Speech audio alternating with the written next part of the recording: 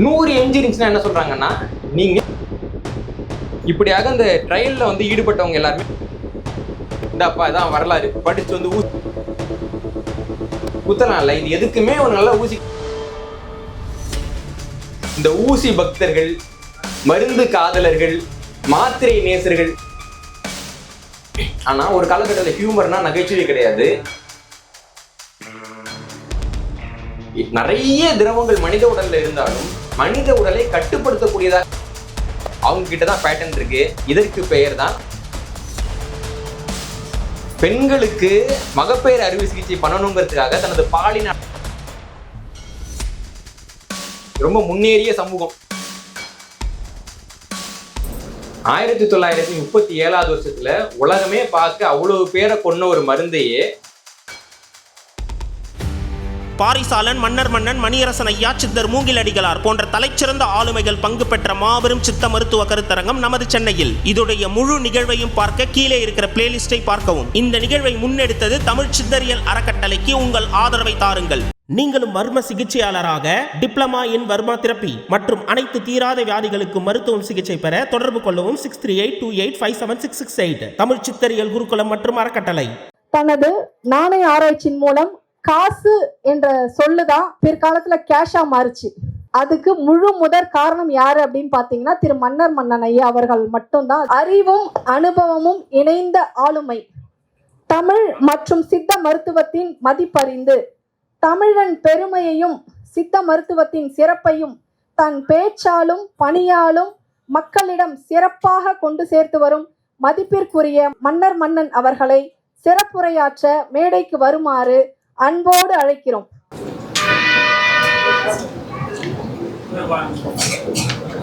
என்னை நன்றாய் இறைவன் படைத்தனன், தன்னை நன்றாய் தமிழ் செய்யுமாறு தயவு வணக்கம். மிக முக்கியமான ஒரு நிகழ்ச்சி.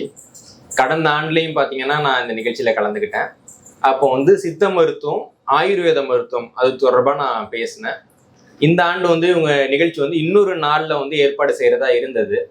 என்கிட்ட கேட்டப்போ இல்லை, நான் அந்த குறிப்பிட்ட காலகட்டத்தில் வெளிநாட்டில் இருக்கிறேன் அப்படின்னு சொன்னேன். உங்களுக்காக நிகழ்ச்சியோட நாளை மாற்றிக்கவா அப்படின்னு கேட்டாங்க. ரொம்ப அராஜகமாக இருக்கும், நீங்கள் நாளெலாம் மாற்றாதீங்க, நீங்கள் நடத்துகிற நாளில் நடத்துங்க, வர்றவங்க வரட்டும், நான் இந்த ஆண்டு முடியலைன்னா அடுத்த ஆண்டு நடத்துகிறேன், கலந்துக்கிறேன் அப்படின்னு சொன்னேன். இருந்தாலும் நீங்கள் வந்து வரணும்னு சொல்லி என் ஒரு ஆளுக்காக இந்த நாளையே அவங்க மாற்றிருக்காங்கன்ற அந்த அன்பு வந்து ரொம்ப ஒரு பெரிய ஒரு அன்பாக நான் பார்க்குறேன். இதில் இன்னொரு சிக்கல் என்னன்னா, அவங்க வந்து இந்த ஆண்டு நாங்கள் பேசுறதா, அதாவது போன ஆண்டு நிகழ்ச்சி முடிகிறப்பயே நம்ம சித்த மருத்துவத்தை பற்றி பேசிட்டோம், ஆயுர்வேத மருத்துவத்தை பற்றி பேசிட்டோம். அடுத்த ஆண்டு வந்துட்டு இந்த நவீன மருத்துவத்தை பற்றி பேசலாமா அப்படின்னு கேட்டார். அது ஏறத்தாழ வந்துட்டு தலைகீழாக குதிக்கலாமா, நேரடியாக குதிக்கலாமான்ற மாதிரியான ஒரு தலைப்பு. அது அடுத்த ஆண்டு பேசலான்னு சொல்லியிருந்தேன். இந்த ஆண்டு பேசலான்னு ஒரு நிம்மதியில் இருந்தேன். அந்த நிம்மதி இப்போ இல்லை. அதான் உண்மை. ஏன்னா உங்களுக்கு தமிழ்நாட்டில் இருக்க நிலவரம் தெரியும். யார் யாரெல்லாம் உண்மையாக பேசுகிறாங்களோ அவங்க மேலெல்லாம் வழக்க போட்டுறதுன்ற ஒரு முறையை ரொம்ப ஆண்டு காலமாக நம்ம பார்த்துக்கிட்டே இருக்கிறோம். அப்போ இதை பற்றி பேசுகிறதா இல்லையா?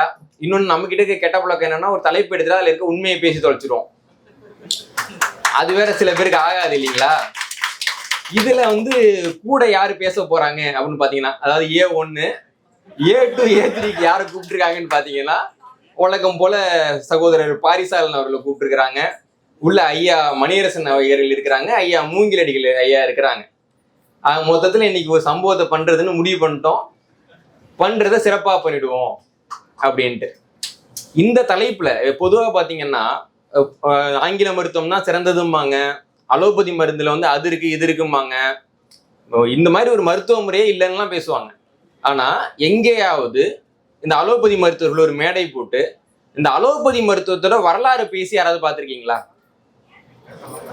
இல்ல ஆங்கிலத்துல அல்லது தமிழ்ல அலோபதி மருத்துவத்தினுடைய வரலாறு, இந்தப்பா இதான் வரலாறு படிச்சு வந்து ஊசி போட்டுக்கன்னு யாராவது உங்கள்கிட்ட கொடுத்துருக்காங்களா? கொடுக்க மாட்டாங்க. சொல்றப்ப என்ன சொல்லுவாங்கன்னா, இந்த ஊசி ரொம்ப நல்லதுங்க, இதை போட்டிங்கன்னா உங்களுக்கு ரொம்ப நல்லதும்பாங்க. ஆனா அதுக்கு முன்னாடி ஒரு கையெழுத்து போடுங்க அப்படின்னு ஒரு விண்ணப்பம் கொடுப்பாங்க.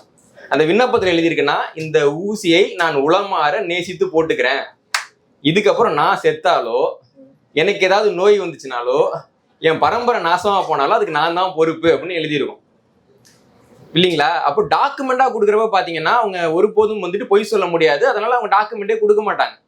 அப்போ இந்த கதையை யாராவது ஒருத்தவங்க பேசி ஆகணும்ல. அலோபதி மருத்துவம் இன்னைக்கு வந்து பாத்தீங்கன்னா உலக அளவுல பெரிதா வளரக்கூடிய ஒரு மருத்துவமா இருக்கு. அதையும் தமிழ்நாட்டுல பாத்தீங்கன்னு வச்சுக்கோங்களேன், டாக்டருங்களுக்குன்னு கோயில் மட்டும்தான் கட்டல, விட்டா கட்டிடுவாங்க.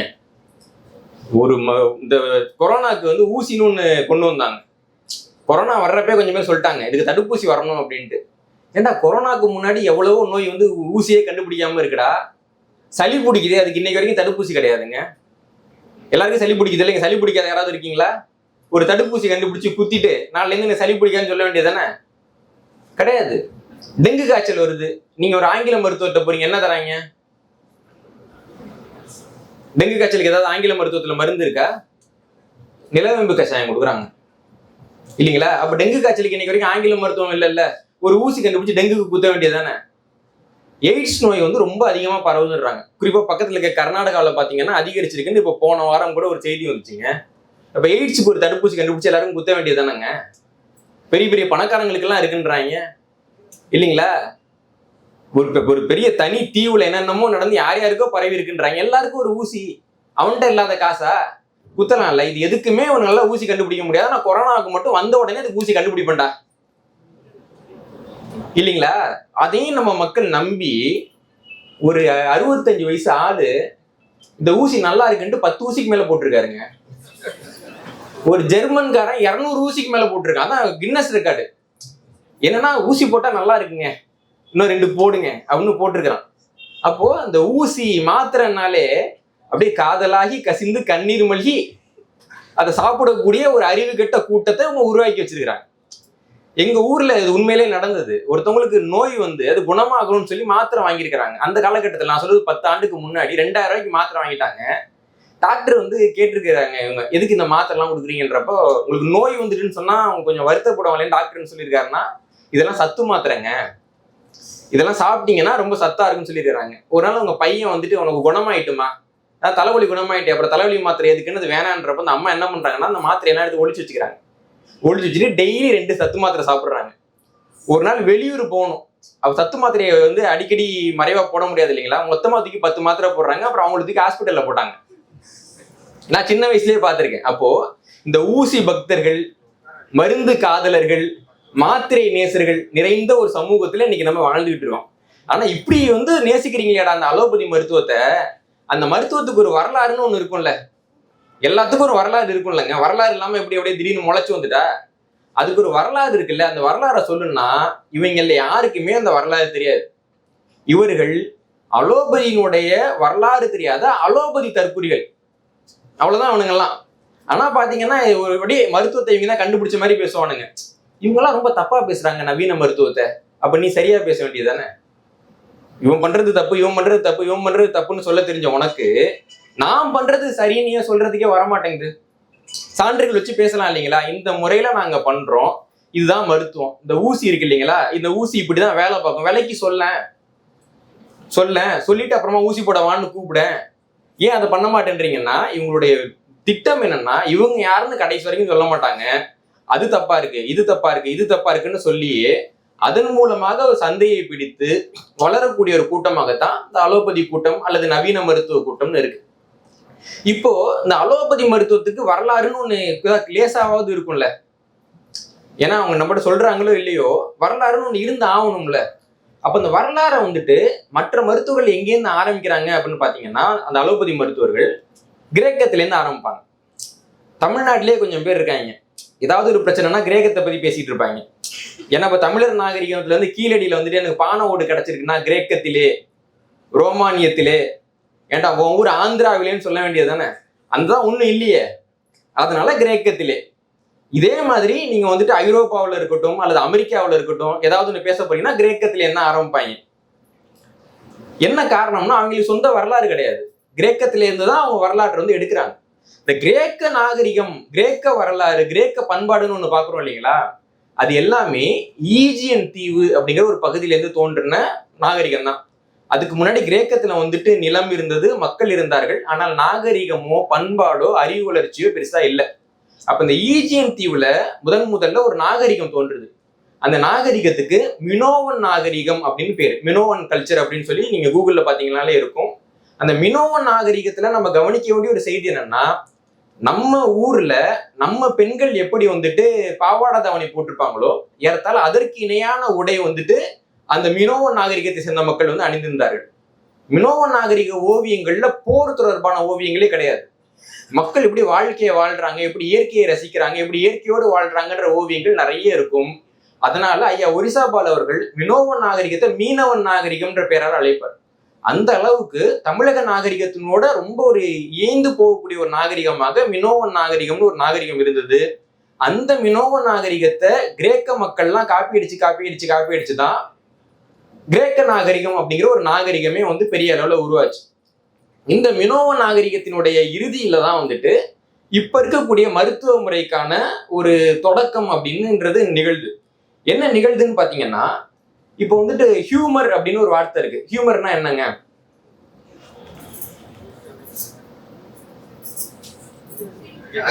நகைச்சுவை அப்படின்னு இன்னைக்கு நம்ம சொல்றோம்.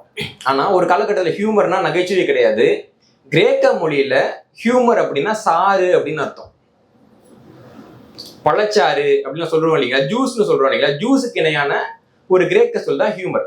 இப்போ அந்த கிரேக்க நாகரிகத்துக்கும் தமிழக நாகரிகத்துக்கும் ஒரு தொடர்பு இருக்கும்னு பார்த்தோம் இல்லைங்களா. இப்ப தமிழர் நாகரிகத்துல சித்த மருத்துவத்தை வந்து எப்படி அடிப்படையில பிரிப்போம்? ஒரு மனுஷர் வர்றாரு, அவரை என்னன்னு பிரிச்சு நம்ம மருத்துவம் பார்க்க ஆரம்பிப்போம். வாதம் பித்தம் கபம் அப்படின்னு. ஆயுர்வேதத்தையும் அதை தான் பண்றாங்க, அதை தான் திருடிக்கிட்டாங்க. இப்ப வாதம் பித்தம் கபம் இருக்குல்ல, அது மூன்றும் மனித உடல்ல திரவமா தான் இருக்கு இல்லைங்களா. அதே மாதிரி கிரேக்கர்கள் என்ன சொல்றாங்கன்னா, மனித உடலில் திரவங்கள் இருக்கின்றன, அந்த திரவங்கள் கூடுவது குறைவதை கொண்டுதான் மனிதர்களுக்கு வந்துட்டு நோய் வர்றதும் ஆரோக்கியமும் இருக்குன்னு சொல்றாங்க. அப்ப அந்த மனித உடல்ல இருக்கக்கூடிய அந்த திரவங்களுக்கு அவங்க கிரேக்க மொழியில இருந்து ஹியூமர் அப்படின்னு பேர் வைக்கிறாங்க. இப்படிதான் அவங்களுடைய மருத்துவ முறையினுடைய அடிப்படை தோற்றுவாயே இருக்கு. அப்படி பாக்குறப்போ முதலாக இந்த கோட்பாடு வந்து பாத்தீங்கன்னா தமிழ்நாட்டுல இருக்கு. நமக்கு வந்து திருக்குறள்லயே பார்த்தா தெரியும். 95வது அதிகாரம் மருந்துங்கிற அதிகாரத்துல சொல்லுவாங்க, மிகினும் குறையினும் நோய் செய்யும் மேலோர் வழிமுதலா எண்ணிய 3 அப்படின்னு நம்ம சொல்லிட்டோம். இந்த மிக முக்கியமானது வந்துட்டு வாதம் பித்தம் கபம்னு 3ன்னு பிரிச்சிட்டோம். கிரேக்கர்களுக்கு உடம்புல வந்துட்டு ஏதோ இருக்கு, அது வந்துட்டு பாக்குறதுக்கு வந்து ஒரு திரவ வடிவத்துல இருக்குன்னு தெரியும். ஆனா எத்தனைன்ற எண்ணிக்கை முதல்ல தெரியல.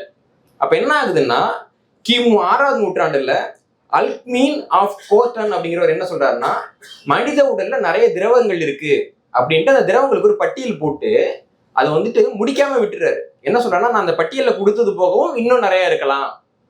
மனித உடல்ல இனிப்புன்னு ஒரு திரவம் இருக்குங்க, கசப்புன்னு இன்னொரு திரவம் இருக்கு, நெருப்புனுடைய அந்த வெம்மை ஒரு திரவம் இருக்கு, குளிர்ச்சிங்கிறது இன்னொரு திரவமா இருக்கு. இந்த மாதிரி நேரெதிரான திரவங்களா கொடுத்து இந்த பட்டியல் இத்தோடு முடிவடையவில்லை, இந்த பட்டியல்ல இன்னும் பல திரவங்கள் இருக்கின்றன அப்படின்னு சொல்லி கிமு 6வது நூற்றாண்டுல அல்க்மீன் வந்துட்டு சொல்லிட்டாரு. ஆனா இப்படி எண்ணிலடங்கான திரவம் இருக்குன்னா இதை வச்சு எப்படி மருத்துவத்தை கொண்டு வர்றதுன்னு தெரியல. அதற்கு பின்னாடி கிமு 5வது நூற்றாண்டுல தான் ஹிப்போக்ரேட்டஸ் வராரு. இந்த ஹிப்போக்ரேட்டஸ் யாருன்னு பாத்தீங்கன்னா, இப்ப மருத்துவ உறுதிமொழின்னு ஒண்ணு சொல்லுவாங்கல்ல, மருத்துவர்கள்லாம் வந்துட்டு அவங்களுடைய பதவி இருக்கிறப்போ ஒரு உறுதிமொழி எடுத்துப்பாங்க. அதாவது வந்துட்டு நோயாளிகளுடைய தனிப்பட்ட ரகசியங்களை பகிர்ந்துக்க மாட்டேன், அவங்களுக்கு வந்து உயிருக்கு நான் வந்து ரொம்ப முக்கியத்துவம் கொடுப்பேன்லாம் உறுதிமொழி எடுத்துப்பாங்க. அந்த உறுதிமொழிக்கு பேரே ஹிப்போக்ரேட்டஸ் உறுதிமொழி தான். ஏன்னா இவர் தான் அந்த உறுதிமொழியை முதலாக வகுத்தார் என்று பெரிய அளவுல நம்பப்படுது. கிரேக்கத்தை பொறுத்த வரைக்கும் முதல் பெரிய ஒரு மருத்துவர் அப்படின்னு சொல்லி ஹிப்போக்ரேட்டஸ் அவர்களை சொல்லலாம். இந்த ஹிப்போக்ரேட்டஸ் என்ன பண்றாருன்னா, இவரும் அந்த ஹியூமர்ஸ்ங்கிற அந்த கோட்பாட்டை ஏத்துக்கிட்டு நிறைய திரவங்கள் மனித உடல்ல இருந்தாலும் மனித உடலை கட்டுப்படுத்தக்கூடியதாக இருக்கக்கூடிய திரவங்கள் 4 தான் அப்படின்னு சொல்றாரு. என்னன்னா, ஒண்ணு வந்துட்டு சளி, இன்னொன்னு வந்துட்டு மஞ்சள் பித்தம், இன்னொன்னு கருப்பு பித்தம், ரத்தம். இந்த 2 பித்தம், ரத்தம், சளி, இது 4 தான் வந்துட்டு மனித உடல்ல இருக்கக்கூடிய திரவங்கள். இந்த திரவங்கள் வந்துட்டு கூடுனாலோ குறைஞ்சாலோ மனிதர்களுக்கு நோய் வரும்னு சொல்லிட்டு ஹிப்போக்ரேட்டஸ் வந்து சொல்றாரு. இவர் வந்து சொன்ன இந்த அடிப்படையில தான் வந்துட்டு அடுத்த 7 நூற்றாண்டுகளுக்கு வந்து கிரேக்கத்திலையும் ஐரோப்பிய நாடுகளையும் மருத்துவம் வந்து பார்க்கப்பட்டுக்கிட்டே இருக்கு. அதுக்கு பின்னாடி கிபி 2வது நூற்றாண்டுல கேலன் அப்படிங்கிற இன்னொரு மருத்துவர் வந்து கிரேக்கத்தில் தோன்றாரு. இந்த கேலன் வந்துட்டு ரொம்ப வித்தியாசமான, ரொம்ப திறமையான, ரொம்ப தைரியமான ஒரு மருத்துவராக இருந்தார். ஏன்னா கேலன் காலகட்டத்துக்கு முன்னாடி வரைக்கும் கிரேக்கத்துல ஒரு பெரிய பிரச்சனை என்னன்னா, இப்போ மனிதர்கள் வந்துட்டு உடலியலை பத்தி நம்ம தெரிஞ்சுக்கணும். எப்படி தெரிஞ்சுப்போம்? உடற்கூறாய்வுல தான் தெரிஞ்சுக்கணும். அப்போ அதுக்கு வந்துட்டு நமக்கு பிணம் தேவை. பிணத்தை எடுத்து யாராவது ஆய்வு பண்ண போறாங்கன்னா அவங்க சூனியக்காரங்கன்னு சொல்லி கொண்டு போய் எரிச்சிருவாங்க. ஐரோப்பா முழுக்க தான் நிலவரம். அதே மாதிரி பெண்கள் வந்து நல்லா படிக்க தெரிஞ்சிச்சுன்னா அவங்க கண்டிப்பா சூனியக்காரியா தான் இருப்பான்னு கொண்டு போய் எரிச்சிருவாங்க. இப்போ நீங்க வந்து பிணத்தை வச்சும் ஆய்வு பண்ண முடியாது, அப்புறம் வந்து சுடுகாட்டுக்கும் போக முடியாது. அப்ப என்னதான் பண்றதுன்னு அறிஞர்கள்லாம் யோசிக்கிறப்போ மனிதர்களுடைய உடல் உறுப்புகள் இருக்குல்ல, அதுல சில உடல் உறுப்புகள் பாத்தீங்கன்னா பன்றியோட உடல் உறுப்புகளோட ஒத்து போகும். இந்த உறுப்பு மாற்று அறுவை சிகிச்சையோட வரலாறுலாம் பாத்தீங்கன்னா பன்றியோட இதயத்தை எடுத்து வச்சாங்க, பன்றியோட லிவரை வச்சு சோதிச்சாங்க அப்படின்னு இருக்கும். உறுப்புகள் மட்டும் பாக்குறப்போ மனிதர்களுக்கும் பன்றிகளுக்கும் ஒரு ஒற்றுமை இருக்கும். அதனால ஒரு காலகட்டம் வரைக்கும் பன்றிகளை கொண்டுதான் அங்க வந்து ஆய்வுகள் நடத்தப்பட்டன. ஏன்னா இவர் கேலன் என்ன பண்றாருன்னா வந்துட்டு பன்னிங்கிறது 4 காலம் நடக்குது, அதனோட அமைப்பே வேற. மனிதன் 2 காலம் நடக்கிறான், 4 கால் பன்னியை வச்சு 2 கால் மனுஷன் எப்படி ஆய்வு பண்றதுன்னு யோசிக்கிறாரு. அப்போ பாக்குறப்ப பாத்தீங்கன்னா பார்பரி மக்காவ் அப்படின்னு ஒரு குரங்கு இருக்கு. அது வந்துட்டு ஒரு வால் இல்லாத குரங்கு, அதனால நிமிர்ந்து நடக்கும், மனுஷன் மாதிரி நெஞ்ச நிமிர்த்தி நடக்கக்கூடிய பழக்கம் இருக்கக்கூடிய ஒரு குரங்கு பார்பரி மக்காவ்.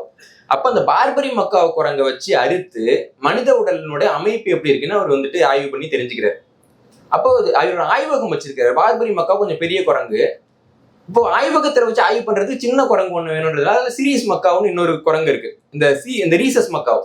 இந்த ரீசஸ் மக்காவை பிடிச்சி அதுல வந்து ஆய்வகத்துல வச்சுட்டு அவர் அதன் மூலமாக கொஞ்சம் தெரிஞ்சுக்கிறார்.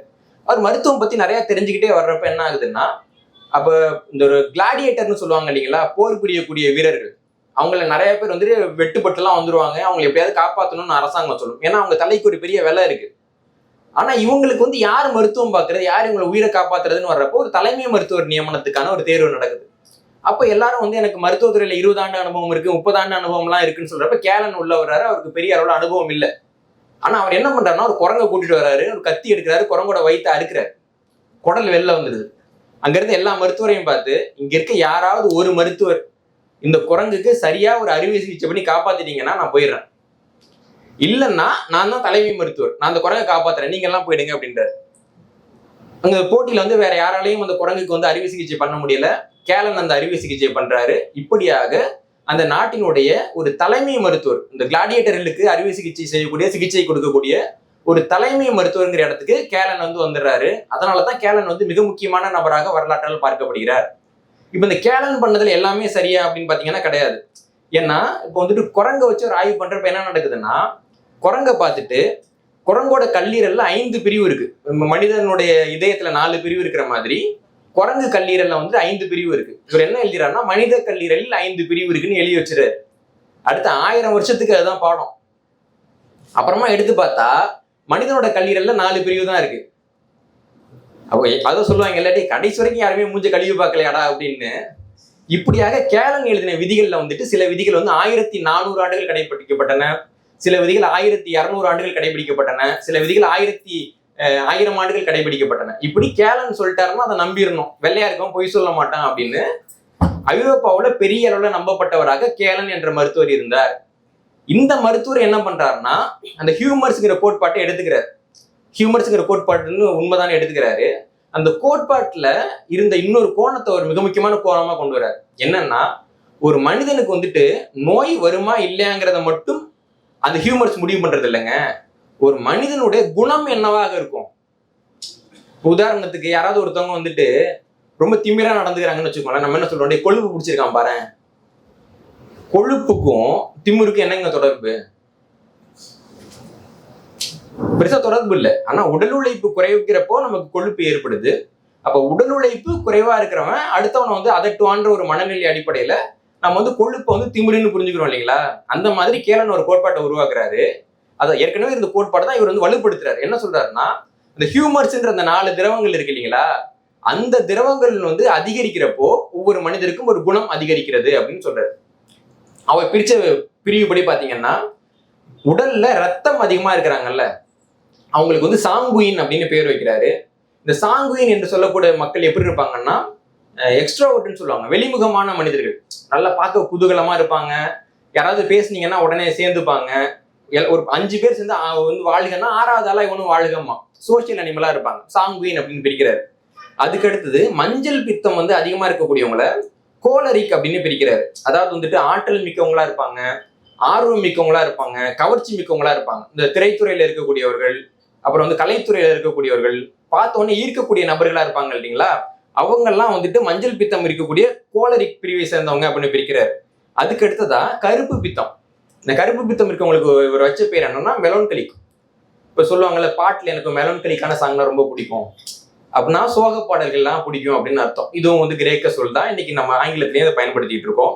அப்போ அந்த மெலோன்கலிக் இருக்கிறவங்க எப்படி இருப்பாங்கன்னா, அடுத்தவங்க மேல அக்கறைப்படுறவங்களா இருப்பாங்க, அன்பா இருப்பாங்க, அவங்களுக்கு படைப்பாற்றல் இருக்கும். அப்ப இந்த படைப்பாற்றல் என்ன ஆகும்னா, அடுத்தவங்களோட சோகத்தை துயரத்தை எல்லாம் இவங்க உட்காந்து எழுதிட்டு இருப்பாங்க.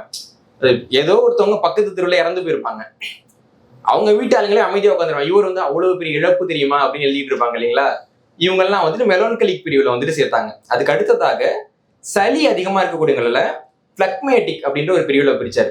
அப்படின்னா வந்து நம்பகத்தன்மையானவர்களா இருப்பாங்க, கருணையானவங்களா இருப்பாங்க, பாசம் வைப்பாங்க அப்படின்னு ஒரு பிரிச்சாரு. இந்த ஹியூமர்ஸ் கோட்பாடு வந்துட்டு அதுக்கு பின்னாடியும் வலுவடைஞ்சிச்சு. அப்போ ஒரு மனுஷனுக்கு வந்துட்டு உடம்பு சரியில்லாம போனாதான் அதுக்கு முன்னாடி ஹியூமர்ஸ் காரணம் கிடையாது, ஒரு மனுஷன் யாரா இருக்கான்றதே ஹியூமர்ஸ் தான் தீர்மானிக்குதுன்ற ஒரு கோட்பாடு அங்க வந்து வந்தது. அப்போ 16வது நூற்றாண்டுல இருந்த ஒரு நாடக ஆசிரியர் பென் ஜான்சன் அப்படின்னு பேர் அவருக்கு. அவர் வந்துட்டு காமெடி ஆஃப் ஹியூமர்ஸ் அப்படின்னு ஒரு நாடகமே எழுதினார். அதுல பாத்தீங்கன்னா இந்த பித்தம் அதிகமா இருக்கிறவன் எப்படியெல்லாம் நடந்துப்பான், ரத்தம் அதிகமா இருக்கிறவன் எப்படியெல்லாம் நடந்துப்பான்னு ஒரு நாடகம் 16வது நூற்றாண்டுலேயே இருந்துச்சு. இந்த காமெடினா என்னங்க?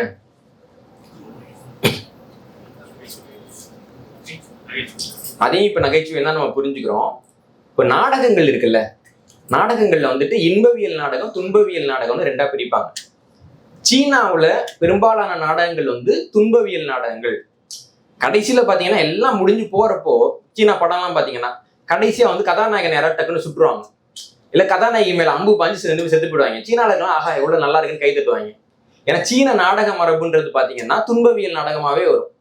தமிழ்ல நல்லதங்கால் கதை தான் ஒரே பெரிய துன்பவியல் கதை, மற்ற எல்லாமே நமக்கு சுபமா முடிச்சிச்சுனாலும் நம்ம கதை ஒத்துப்போம்.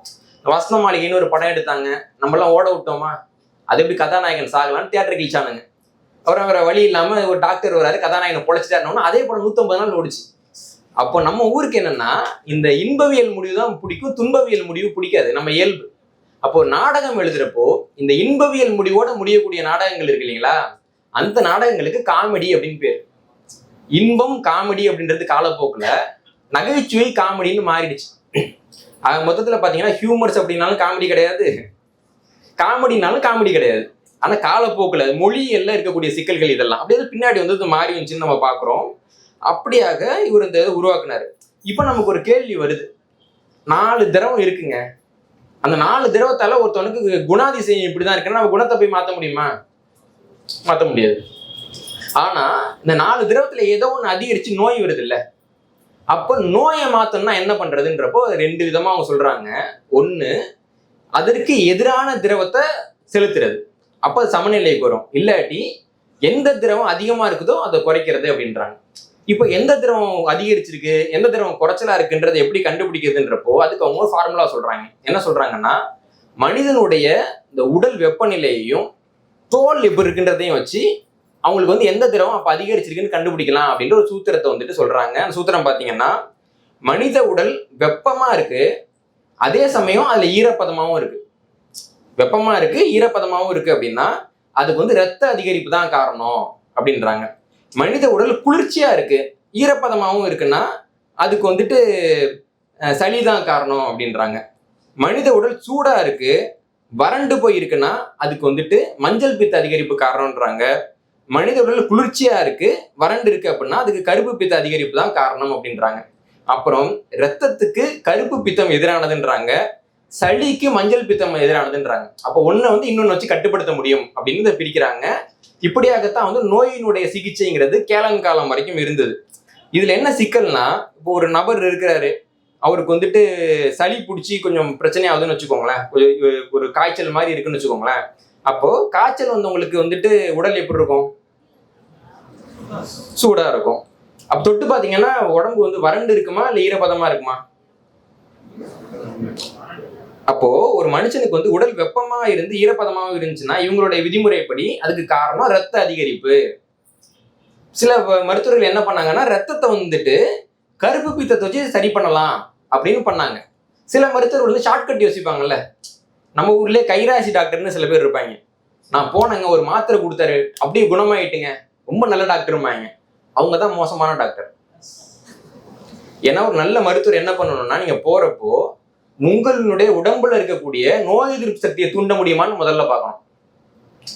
ஒரு நாளைக்கு வாங்க, அப்பயும் உங்களுக்கு காய்ச்சல் இருந்துச்சுன்னா நான் மருந்து தரேன்னு சொல்றான் பாத்தீங்களா, அவன் நல்ல டாக்டர்.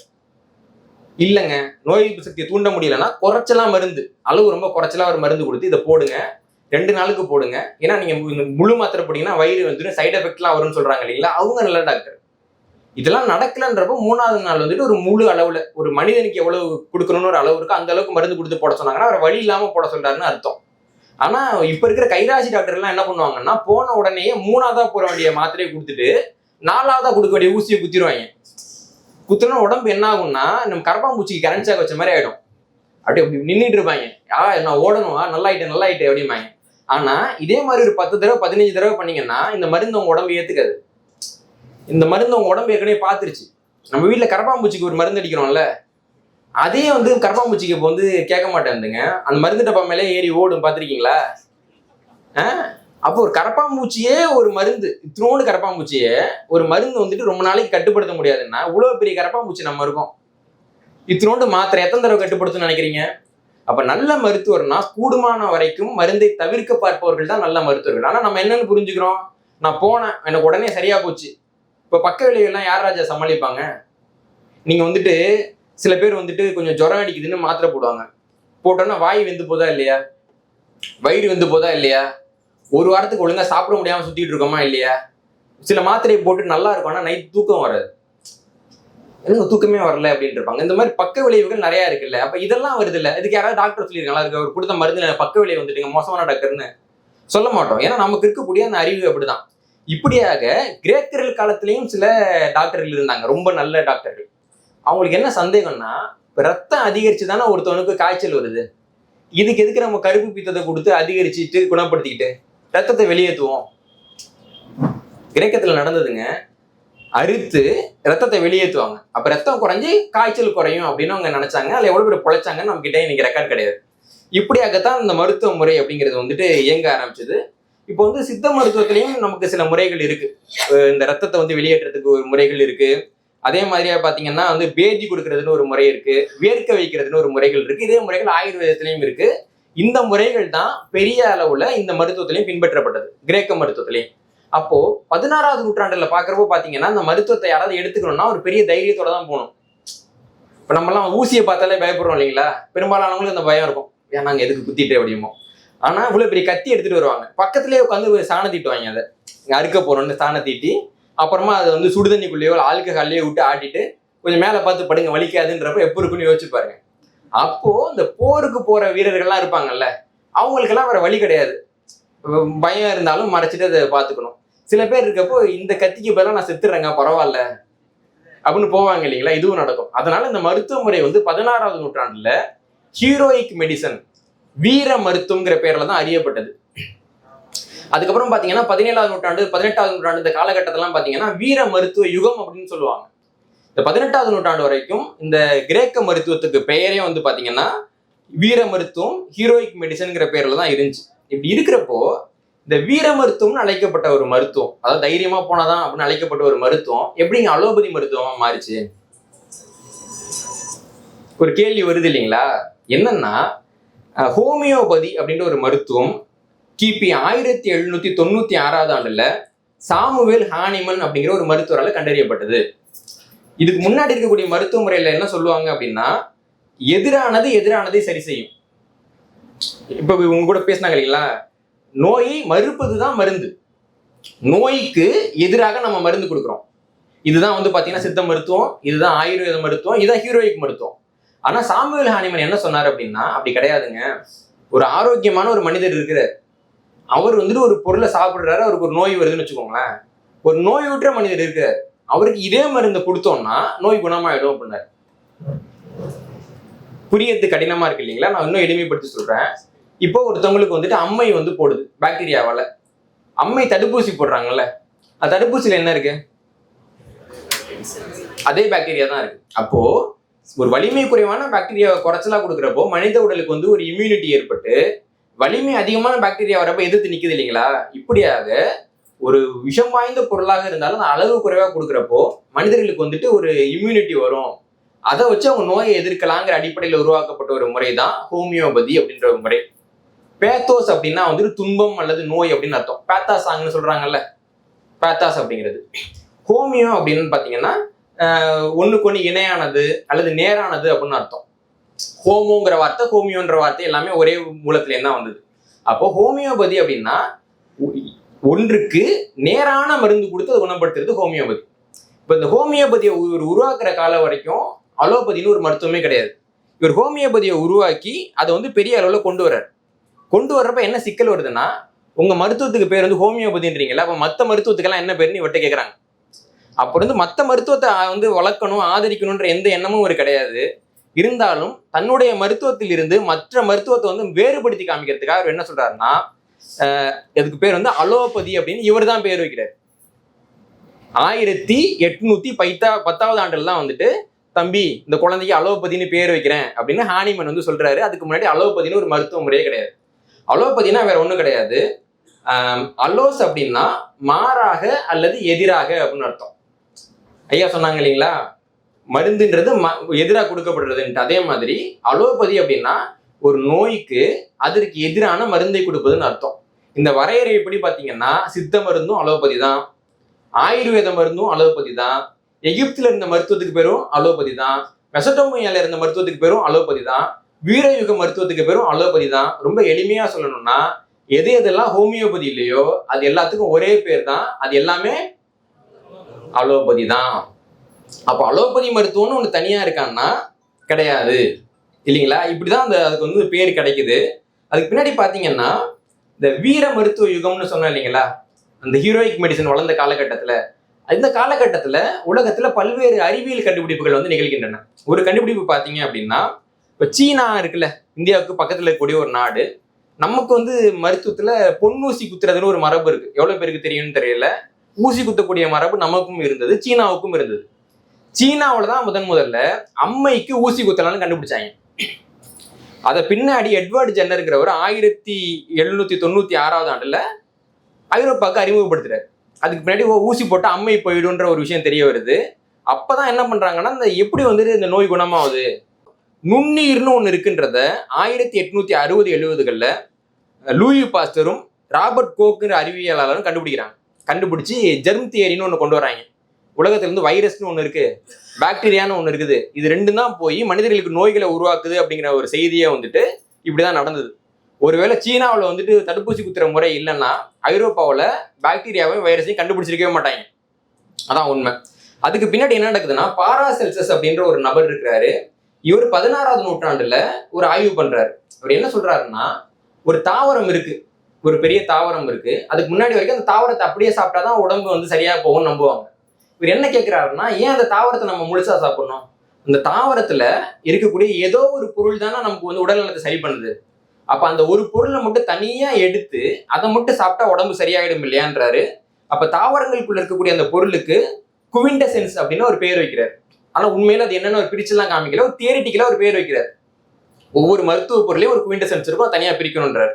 அதுக்கு பின்னாடி 19வது நூற்றாண்டில் என்ன நடக்குதுன்னா, இப்படி இருக்கக்கூடிய அந்த மருத்துவ குணம் மிக்க பொருளுக்கு ஆல்கலாய்டு அப்படின்னு பேர் வைக்கிறாங்க. இந்த ஆல்கலாய்டு பார்த்தீங்கன்னா நைட்ரஜன் கலந்த கரிம சேர்மங்களா இருக்கும். அப்போ ஒரு தாவரத்தை எடுத்து அதில் ஆல்கலாய்டை எடுத்தோம்னாலே அதனுடைய மருத்துவ பண்பை எடுத்துடலான்றது 19வது நூற்றாண்டுல கண்டுபிடிக்கப்பட்டது.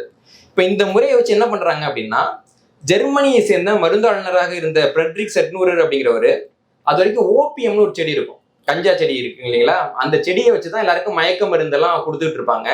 இவர் அந்த ஓபியத்தை எடுத்து அதில் இருக்கக்கூடிய ஆல்கலாய்டுகளை ஆய்வு செஞ்சு அந்த ஓபியத்துல இருந்து தனியா மார்பின்கிற ஒரு போதைப் பொருளை எடுக்கிறார். முதலாக ஒரு தாவரத்துல இருந்து அந்த தாவரத்தினுடைய மருத்துவ பண்பு தனியாக பிரிக்கப்பட்டது இப்பதான் இவர் தான் பிரிச்சு காமிக்கிறார். அதுக்கு பின்னாடி என்ன நடக்குதுன்னா, இவரோட வெற்றியை பார்த்து எல்லாரும் பல்வேறு பொருட்கள் அந்த மாதிரி ஆய்வு பண்ண ஆரம்பிக்கிறாங்க. அப்போ சின்கோனா அப்படின்னு சொல்லிட்டு ஒரு மரம் இருக்கும். அந்த மரத்தினுடைய இலை, அது பட்டையை வச்சுதான் வந்துட்டு மலேரியாவுக்கு மருந்து கண்டுபிடிச்சாங்க. ரொம்ப வெற்றிகரமா இருந்த ஒரு மருந்து அது. அந்த சின்கோனா மரத்துல இருந்துட்டு குயினைன் அப்படிங்கிற ஒரு பொருளை தனியா பிரிச்சிருக்கிறாங்க. குயினைன் தான் அந்த மருந்து, சின்கோனால இருக்க மருந்து அப்படின்னு பிரிச்சிருக்கிறாங்க. காஃபி குடிப்போம் இல்லைங்களா, காஃபி குடிக்கிற பேர் புத்துணர்ச்சி வரும் இல்லைங்களா, அதுக்கு காரணம் அதுல கேஃபீன் அப்படிங்கிற ஒரு பொருள். காஃபில இருந்துட்டு கேஃபீனை தனியா பிரிச்சிருக்கிறாங்க. புகையிலை வந்து பயன்படுத்துவாங்க இல்லைங்களா? புகையிலையில் இருக்கக்கூடிய நிக்கோடின் அப்படின்ற ஒரு பொருள், அதுதான் வந்து புகையிலை பயன்படுத்துறவங்களுக்கு ஒரு மாதிரியான ஈர்ப்பையும் ஒரு மோசமான மனநிலையும் உருவாக்குது. அப்ப புகையிலையில இருந்து நிக்கோடினை பிரிச்சு எடுக்கிறாங்க. இப்படியாக ஒரு மூலப்பொருள் இருந்துட்டு அதுல இருக்கக்கூடிய மருத்துவ குணம் அல்லது வந்து மனிதர்கள் மேல செயலாற்றக்கூடிய பொருட்கள்லாம் தனித்தனியா பிரிச்சு எடுத்து எல்லாம் பிரிச்சு வைக்கிறாங்க. இது நடக்குது. இப்படி பிரிக்கிறப்ப வந்து பாத்தீங்கன்னா இதுக்கு வந்து ரொம்ப பழமையான முறை இருக்கு, இப்ப வேற முறை இருக்கு. இப்ப பழைய முறையில ஏன்னா சித்த மருத்துவம் தயாரிக்கிறவங்களுக்கு எல்லாம் ஒரு முறை இருக்கும் இல்லைங்களா? ஏறத்தாலும் அந்த முறையில தான் பிரிச்சு எடுத்தாங்க. முதல்ல பாத்தீங்கன்னா அந்த மரத்தோட இலை, பட்டை அல்லது வேர் என்ன வேணுமோ அதை முதல்ல தனியா எடுப்பாங்க. அப்புறம் வந்து அதை நல்லா உலர்த்தி காய வச்சு இடிச்சு பொடியாக்குவாங்க. அதற்கு பிறகு ஏதாவது ஒரு கரைப்பான்ல ஊற வைப்பாங்க. சிலது தண்ணியில கரையும், தண்ணியில ஊற வைப்பாங்க. தண்ணியில கரையெல்லாம் ஆல்கஹால்ல ஊற வைப்பாங்க. ஆல்கஹால்ல கரையெல்லாம் ஈத்தர்ல ஊற வைப்பாங்க. ஏதாவது ஒன்றுல ஊற வச்சு அதுல இருந்து வந்துட்டு அந்த திரவத்தையும் அந்த தண்ணியும் ஒன்னா கலந்து கரைச்சிடுவாங்க. கரைச்ச பின்னாடி அதை வடிகட்டுவாங்க. வடிகட்டி, ஏன்னா மூலப்பொருள் வந்து தண்ணியோட தனியா வந்துடும், வடிகட்டி மேல இருக்க கசடெல்லாம் எடுத்துருவாங்க. எடுத்துட்டு இவங்க கலந்த ஆல்கஹால் அல்லது ஈத்தர் அல்லது தண்ணி இருக்கும் இல்லைங்களா, அது இருக்கு அப்படியே இதை வச்சு சூடுபடுத்துறப்போ ஆல்கஹாலோ ஈத்தரோ தண்ணியோ ஆவியா மேல போயிடும். அதுல இருந்து எடுத்த பொருள் வந்து கீழே தங்கும். அப்படி தங்குற பொருள்ல இருந்துதான் அவங்க வந்து அந்த ஆல்கலைனை பிரிச்சு எடுப்பாங்க. இதுதான் அங்க ஆரம்ப காலகட்ட முறை. இப்போ வந்து நம்ம அப்படி பண்றது இல்லை. இப்போ வந்து அதுக்கு வேற வேற முறைகள் இருக்கு. போலாரிட்டி அப்படின்னு ஒரு முறையை பயன்படுத்துறாங்க. ஒரு உதாரணம் சொல்லணும்னா, ஒரு தாவரம் இருக்குங்க. இந்த தாவரத்துல இருக்கிற ஒரு 1000 பொருள் இருக்கு ஒரு தாவரத்துலன்னு வச்சுக்கோங்களேன். அதுல 100 பொருள் வந்து தண்ணியில கரையும், 100 பொருள் வந்து ஹெக்சேன்ல கரையும், 100 பொருள் வந்து ஈத்தர்ல கரையும்னு வச்சுக்கோங்களேன். அதை முதல்ல வந்துட்டு நம்ம தண்ணியில கரைச்சி தண்ணியில கரையறதெல்லாம் எடுத்துருவாங்க. அப்புறமா ஈத்தர்லாம் மத்தெல்லாம் கலப்பாங்க. இப்போ உதாரணத்துக்கு உப்புகள் இருக்கு, எதை வச்சு கரைப்பீங்க? நல்லெண்ணெய் இருக்கு, எப்படி கரைப்பீங்க? தெர்மோகோல் இருக்கு இல்லைங்களா, அது வந்து திடப்பொருளா திரவ பொருளா? திடப்பொருள். தண்ணியில போட்டா தெர்மோகோல் என்ன பண்ணும்? தமிழ்நாட்டுல எல்லாருக்குமே தெரியும், மிதக்கும் இல்லைங்களா? அதே தெர்மோகோலை தூக்கி பெட்ரோல்ல போட்டீங்கன்னா என்ன ஆகும்? கரைஞ்சிரும். அப்போ தெர்மோகோல்ங்கிற ஒரு திடப்பொருள் பெட்ரோல்ங்கிற ஒரு கரைசல்ல போறப்ப என்ன ஆகுது? கரைப்பான்ல போறப்போ கரைஞ்சிடுது இல்லைங்களா? அப்போ ஒவ்வொரு பொருளும் இந்த கரைப்பான்கள்ல கரையணும் வச்சிருக்காங்க. போலாரிட்டியை வச்சுட்டு ஒண்ணுல போட்டு கரைச்சி எடுப்பாங்க. எடுத்து அது கரைஞ்ச பொருள் இருக்குல்ல, அதுக்கு வந்து எக்ஸ்ட்ராக்ட்னு பேரு. இப்போ ஹெக்ஸேன்ல வந்து அது கரையுதுன்னா அப்படி கரைக்கிற கரைசலுக்கு வந்து ஹெக்ஸேன் எக்ஸ்ட்ராக்ட்னு பேரு. இந்த ஹெக்ஸேன் எக்ஸ்ட்ராக்டை மட்டும் எடுத்துட்டு பண்ணுவாங்கன்னா அடுத்தது வந்து குரோமோட்டோகிராஃபி பண்ணுவாங்க. குரோமோட்டோகிராஃபி பண்றப்போ அந்த ஒரு பொருள் இது 10 பொருளா பிரிக்கும். குரோமோட்டோகிராஃபில 10 பொருளையும் எடுத்துட்டு ஒன்னையும் தனித்தனியா தின் லேயர் குரோமோட்டோகிராஃபின்னு ஒன்று பண்ணுவாங்க. அப்ப அது ஒன்னையும் 10ஆவோ 15ஆவோ 20ஆவோ அது பிரிக்கும். அப்படி பிரிக்கிறப்போ ஒரு தாவரத்துல கொஞ்சோண்டு இருக்கக்கூடிய ஒரு சின்ன பொருளை வந்து நம்ம கண்டுபிடிக்க முடியும். இப்படிதான் இன்னைக்கு நவீன அறிவியல் வந்து இயங்கிக்கிட்டு இருக்குது. இந்த முறையும் இந்த காலகட்டத்தில் தான் வந்து கண்டுபிடிக்கப்பட்டது. இப்போ நான் ஒரு கேள்வி கேட்கிறேன். இந்த முறையில தான் இன்னைக்கு எல்லா மருந்துமே வந்து உருவாக்கப்படுது. இப்போ ஒரு காலகட்டத்துல உலகம் முழுக்க மலேரியான்ற நோய் இருந்ததுங்க. மலேரியானா என்ன அர்த்தம்?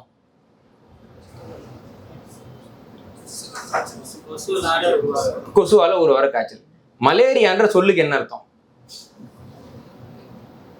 இத்தாலி மொழியில மலா அப்படின்னா கெட்ட, ஏரியான்னா ஏர் காத்து. இந்த நோய் வந்து ரொம்ப காலகாலமா இருக்கு. இத்தாலியை சேர்ந்தவங்களாம் என்ன நினைச்சிட்டாங்கன்னா கெட்ட காத்தால இந்த நோய் வருது போல இருக்குன்னு நினைச்சிட்டாங்க. அந்த காத்தோட கொசு வர்றதை அவங்க கவனிக்கல. அந்த வியாதிக்கே வந்து பாத்தீங்கன்னா மலா ஏரியான்னு சொல்லிட்டு இருந்தாங்க. அப்புறம் ஒரு அறிவியலாளர் வந்து சுருக்கி மலேரியான்னு மாத்தினாரு. இதுதான் அதுக்கு வச்ச பேரு. அப்போ கொசுவால வருதுன்னே தெரியல. நோய் நாடி நோய் முதல்ல கண்டுபிடிச்சாங்களா அவனுங்க? கண்டுபிடிக்கல. அப்புறம் எப்படா மருந்தை கண்டுபிடிச்சாங்களா? இவங்க கண்டுபிடிக்கவே இல்லை. அமெரிக்க கண்டத்தை கண்டுபிடிச்சாங்க இல்லைங்களா? அப்ப பெரு பகுதியை சேர்ந்த ஒரு பழங்குடி மக்கள் இருக்காங்க. அவங்க பேர் வந்துட்டு கியூச்சுவா அப்படின்னு பேரு. இந்த கியூச்சுவா பழங்குடியினத்தை சேர்ந்த ஒரு ஆளுக்கு வந்துட்டு கொசு கடிச்சு மலேரியா வந்துட்டு காட்டுல இருக்கிறாரு. அவரு தண்ணியே கிடைக்கல, தாகமா இருக்கு. சரி என்ன பண்றதுன்னு பாக்குறப்போ ஒரு இடத்துல சின்கோனா மரம் இருக்கு. அந்த மரத்துக்கு கீழே வந்து பாத்தீங்கன்னா கொஞ்சம் தண்ணி தேங்கி இருக்கு. ஆனா அந்த இலையெல்லாம் உளுந்து அந்த தண்ணி கசக்குது, வாய் வைக்கிறதுக்கே நல்லா இல்லை. அவர் வந்து தாக கொடுமையில பரவாயில்ல எப்படியும் சாவ போறோம், குடிச்சு சாவோம் அப்படின்னு முடிவு பண்ணி அந்த தண்ணியை குடிச்சு படுத்துக்கிறாரு. திருப்பி எழுந்துச்சு, அவருக்கு மலேரியா குணமாயிட்டு. அவர் என்ன பண்றாருன்னா, இந்த மரத்துல இருக்கக்கூடிய இலை பட்டையெல்லாம் ஒன்னா போட்டு தண்ணியில வச்சுட்டு அந்த தண்ணியை குடிச்சா மலேரியா குணமாயிடும் போல இருக்குன்ட்டு அமெரிக்க பூர்வீக இனத்தை சேர்ந்த ஒரு பழங்குடி மனிதர் தான் முதல்ல மலேரியாவுக்கு மருந்து கண்டுபிடிக்கிறாரு. கண்டுபிடிச்ச பின்னாடி என்ன நடக்குதுன்னா 1630களில் பெரு நாட்டுல வந்துட்டு பாத்தீங்கன்னா ஸ்பெயினை சேர்ந்தவங்க நாட்டை பிடிச்சிட்டாங்க. பிடிச்சிட்டு நிறைய கொடுமை பண்றாங்க. இன்னொரு பக்கம் மதத்தை பரப்பத்துக்கு முயற்சி பண்றாங்க. அப்ப ஜெசூட் பாதிரியார்களை வந்து நாங்க அனுப்புறப்போ ஜெசுட் பாதிரியார்களுக்கும் சில பேருக்கு வந்து மலேரியா வருது. அப்ப இந்த பழங்குடியின மக்கள் என்ன பண்றாங்கன்னா, இந்தாங்க மருந்து குடிங்கன்றாங்க. அவங்களுக்கு பெரிய ஆச்சரியம், ஏன்டா நான் ஐரோப்பால இருந்து உனக்கு நாகரிகம் சொல்லிக் கொடுக்க வந்திருக்கிறேன், எங்க ஊர்லயே இதுக்கு மருந்து இல்ல, நீ ஒரு பழங்குடியின ஆதிவாசி, நீ என்னடா மருந்து வச்சிருக்கேன்னு ஆச்சரியப்பட்டு அந்த மருந்தை வாங்கி பாக்கெட்டா பவுடர் போட்டு ஜெசுட் பவுடருங்கிற பேர்ல விற்கிறாங்க. எவன் கண்டுபிடிச்சான், யார் விற்கிறாங்க பாருங்க. இப்போ ஜெசுட் பவுடருங்கிற பேர்ல விற்கிறப்ப என்ன நடக்குதுன்னா, நிறைய பேருக்கு அது வந்துட்டு உடல் நலத்தை வந்து சரி பண்ணுது. அதுல கவுண்டஸ் ஆஃப் சின்கோன் அப்படின்னு ஒரு அரசி இருந்தாங்க. சின்கோன் பகுதியினுடைய பிரபுவோட மனைவி, ஒரு சிற்றரசி. அவங்களுக்கு மலேரியா வர்றப்போ அவங்களுக்கு இந்த பவுடர் குடிச்சோன்னா அவங்களுக்கு உடல் நலம் சரியா போயிடுது. அப்போ அந்த அரசியோட பேரால தான் அதுக்கு சின்கோனான்ற பேரே வருது. இப்படிதான் அதனுடைய வரலாறு இருந்துகிட்டு இருக்கு. இவங்க என்ன பண்றாங்கன்னா, 1820 வரைக்கும் இந்த பட்டையிலேருந்து மருந்து கிடைக்குன்னு தெரியும். ஆனா அந்த மருந்து எப்படி இருக்குன்னு தெரியாது. இந்த புது முறையில அந்த மருந்தை தனியா பிரிச்சு அதுக்கு வந்துட்டு குயினைன் அப்படின்னு பேர் வச்சுட்டு அதுல வந்துட்டு மிக முக்கியமான மருந்துன்னு சொல்லிட்டாங்க. இப்படியா எல்லாம் தெரிஞ்சிருச்சு. இப்போ இந்த கதையில மருந்தை கண்டுபிடிச்சது வந்துட்டு அதை குயினைன்னு தனியா பிரிச்சு எடுத்தோம்னா, அல்லது பழங்குடி மக்கள்கிட்ட இருக்கிற மருந்து ஐரோப்பாவுக்கு கொண்டு வந்து வித்த பாதிரியார்களா, அல்லது அந்த தண்ணிய அவன் உயிரே போனாலும் பரவாயில்லன்னு குடிச்சு அதுல மருந்து இருக்குன்னு கண்டுபிடிச்சு வெளில சொன்ன அந்த ஆதிவாசியா? ஆனா அதோட பேட்டர்ன் யார் வச்சிருக்காங்கன்னா, கடைசியா ஒருத்தவங்க வந்து இதுல இருந்து குயினைனை பிரிச்சு எடுத்தாங்கல்ல, அவங்க கிட்டதான் பேட்டர்ன் இருக்கு. இதற்கு பெயர் தான் அலோபதி மருத்துவம்.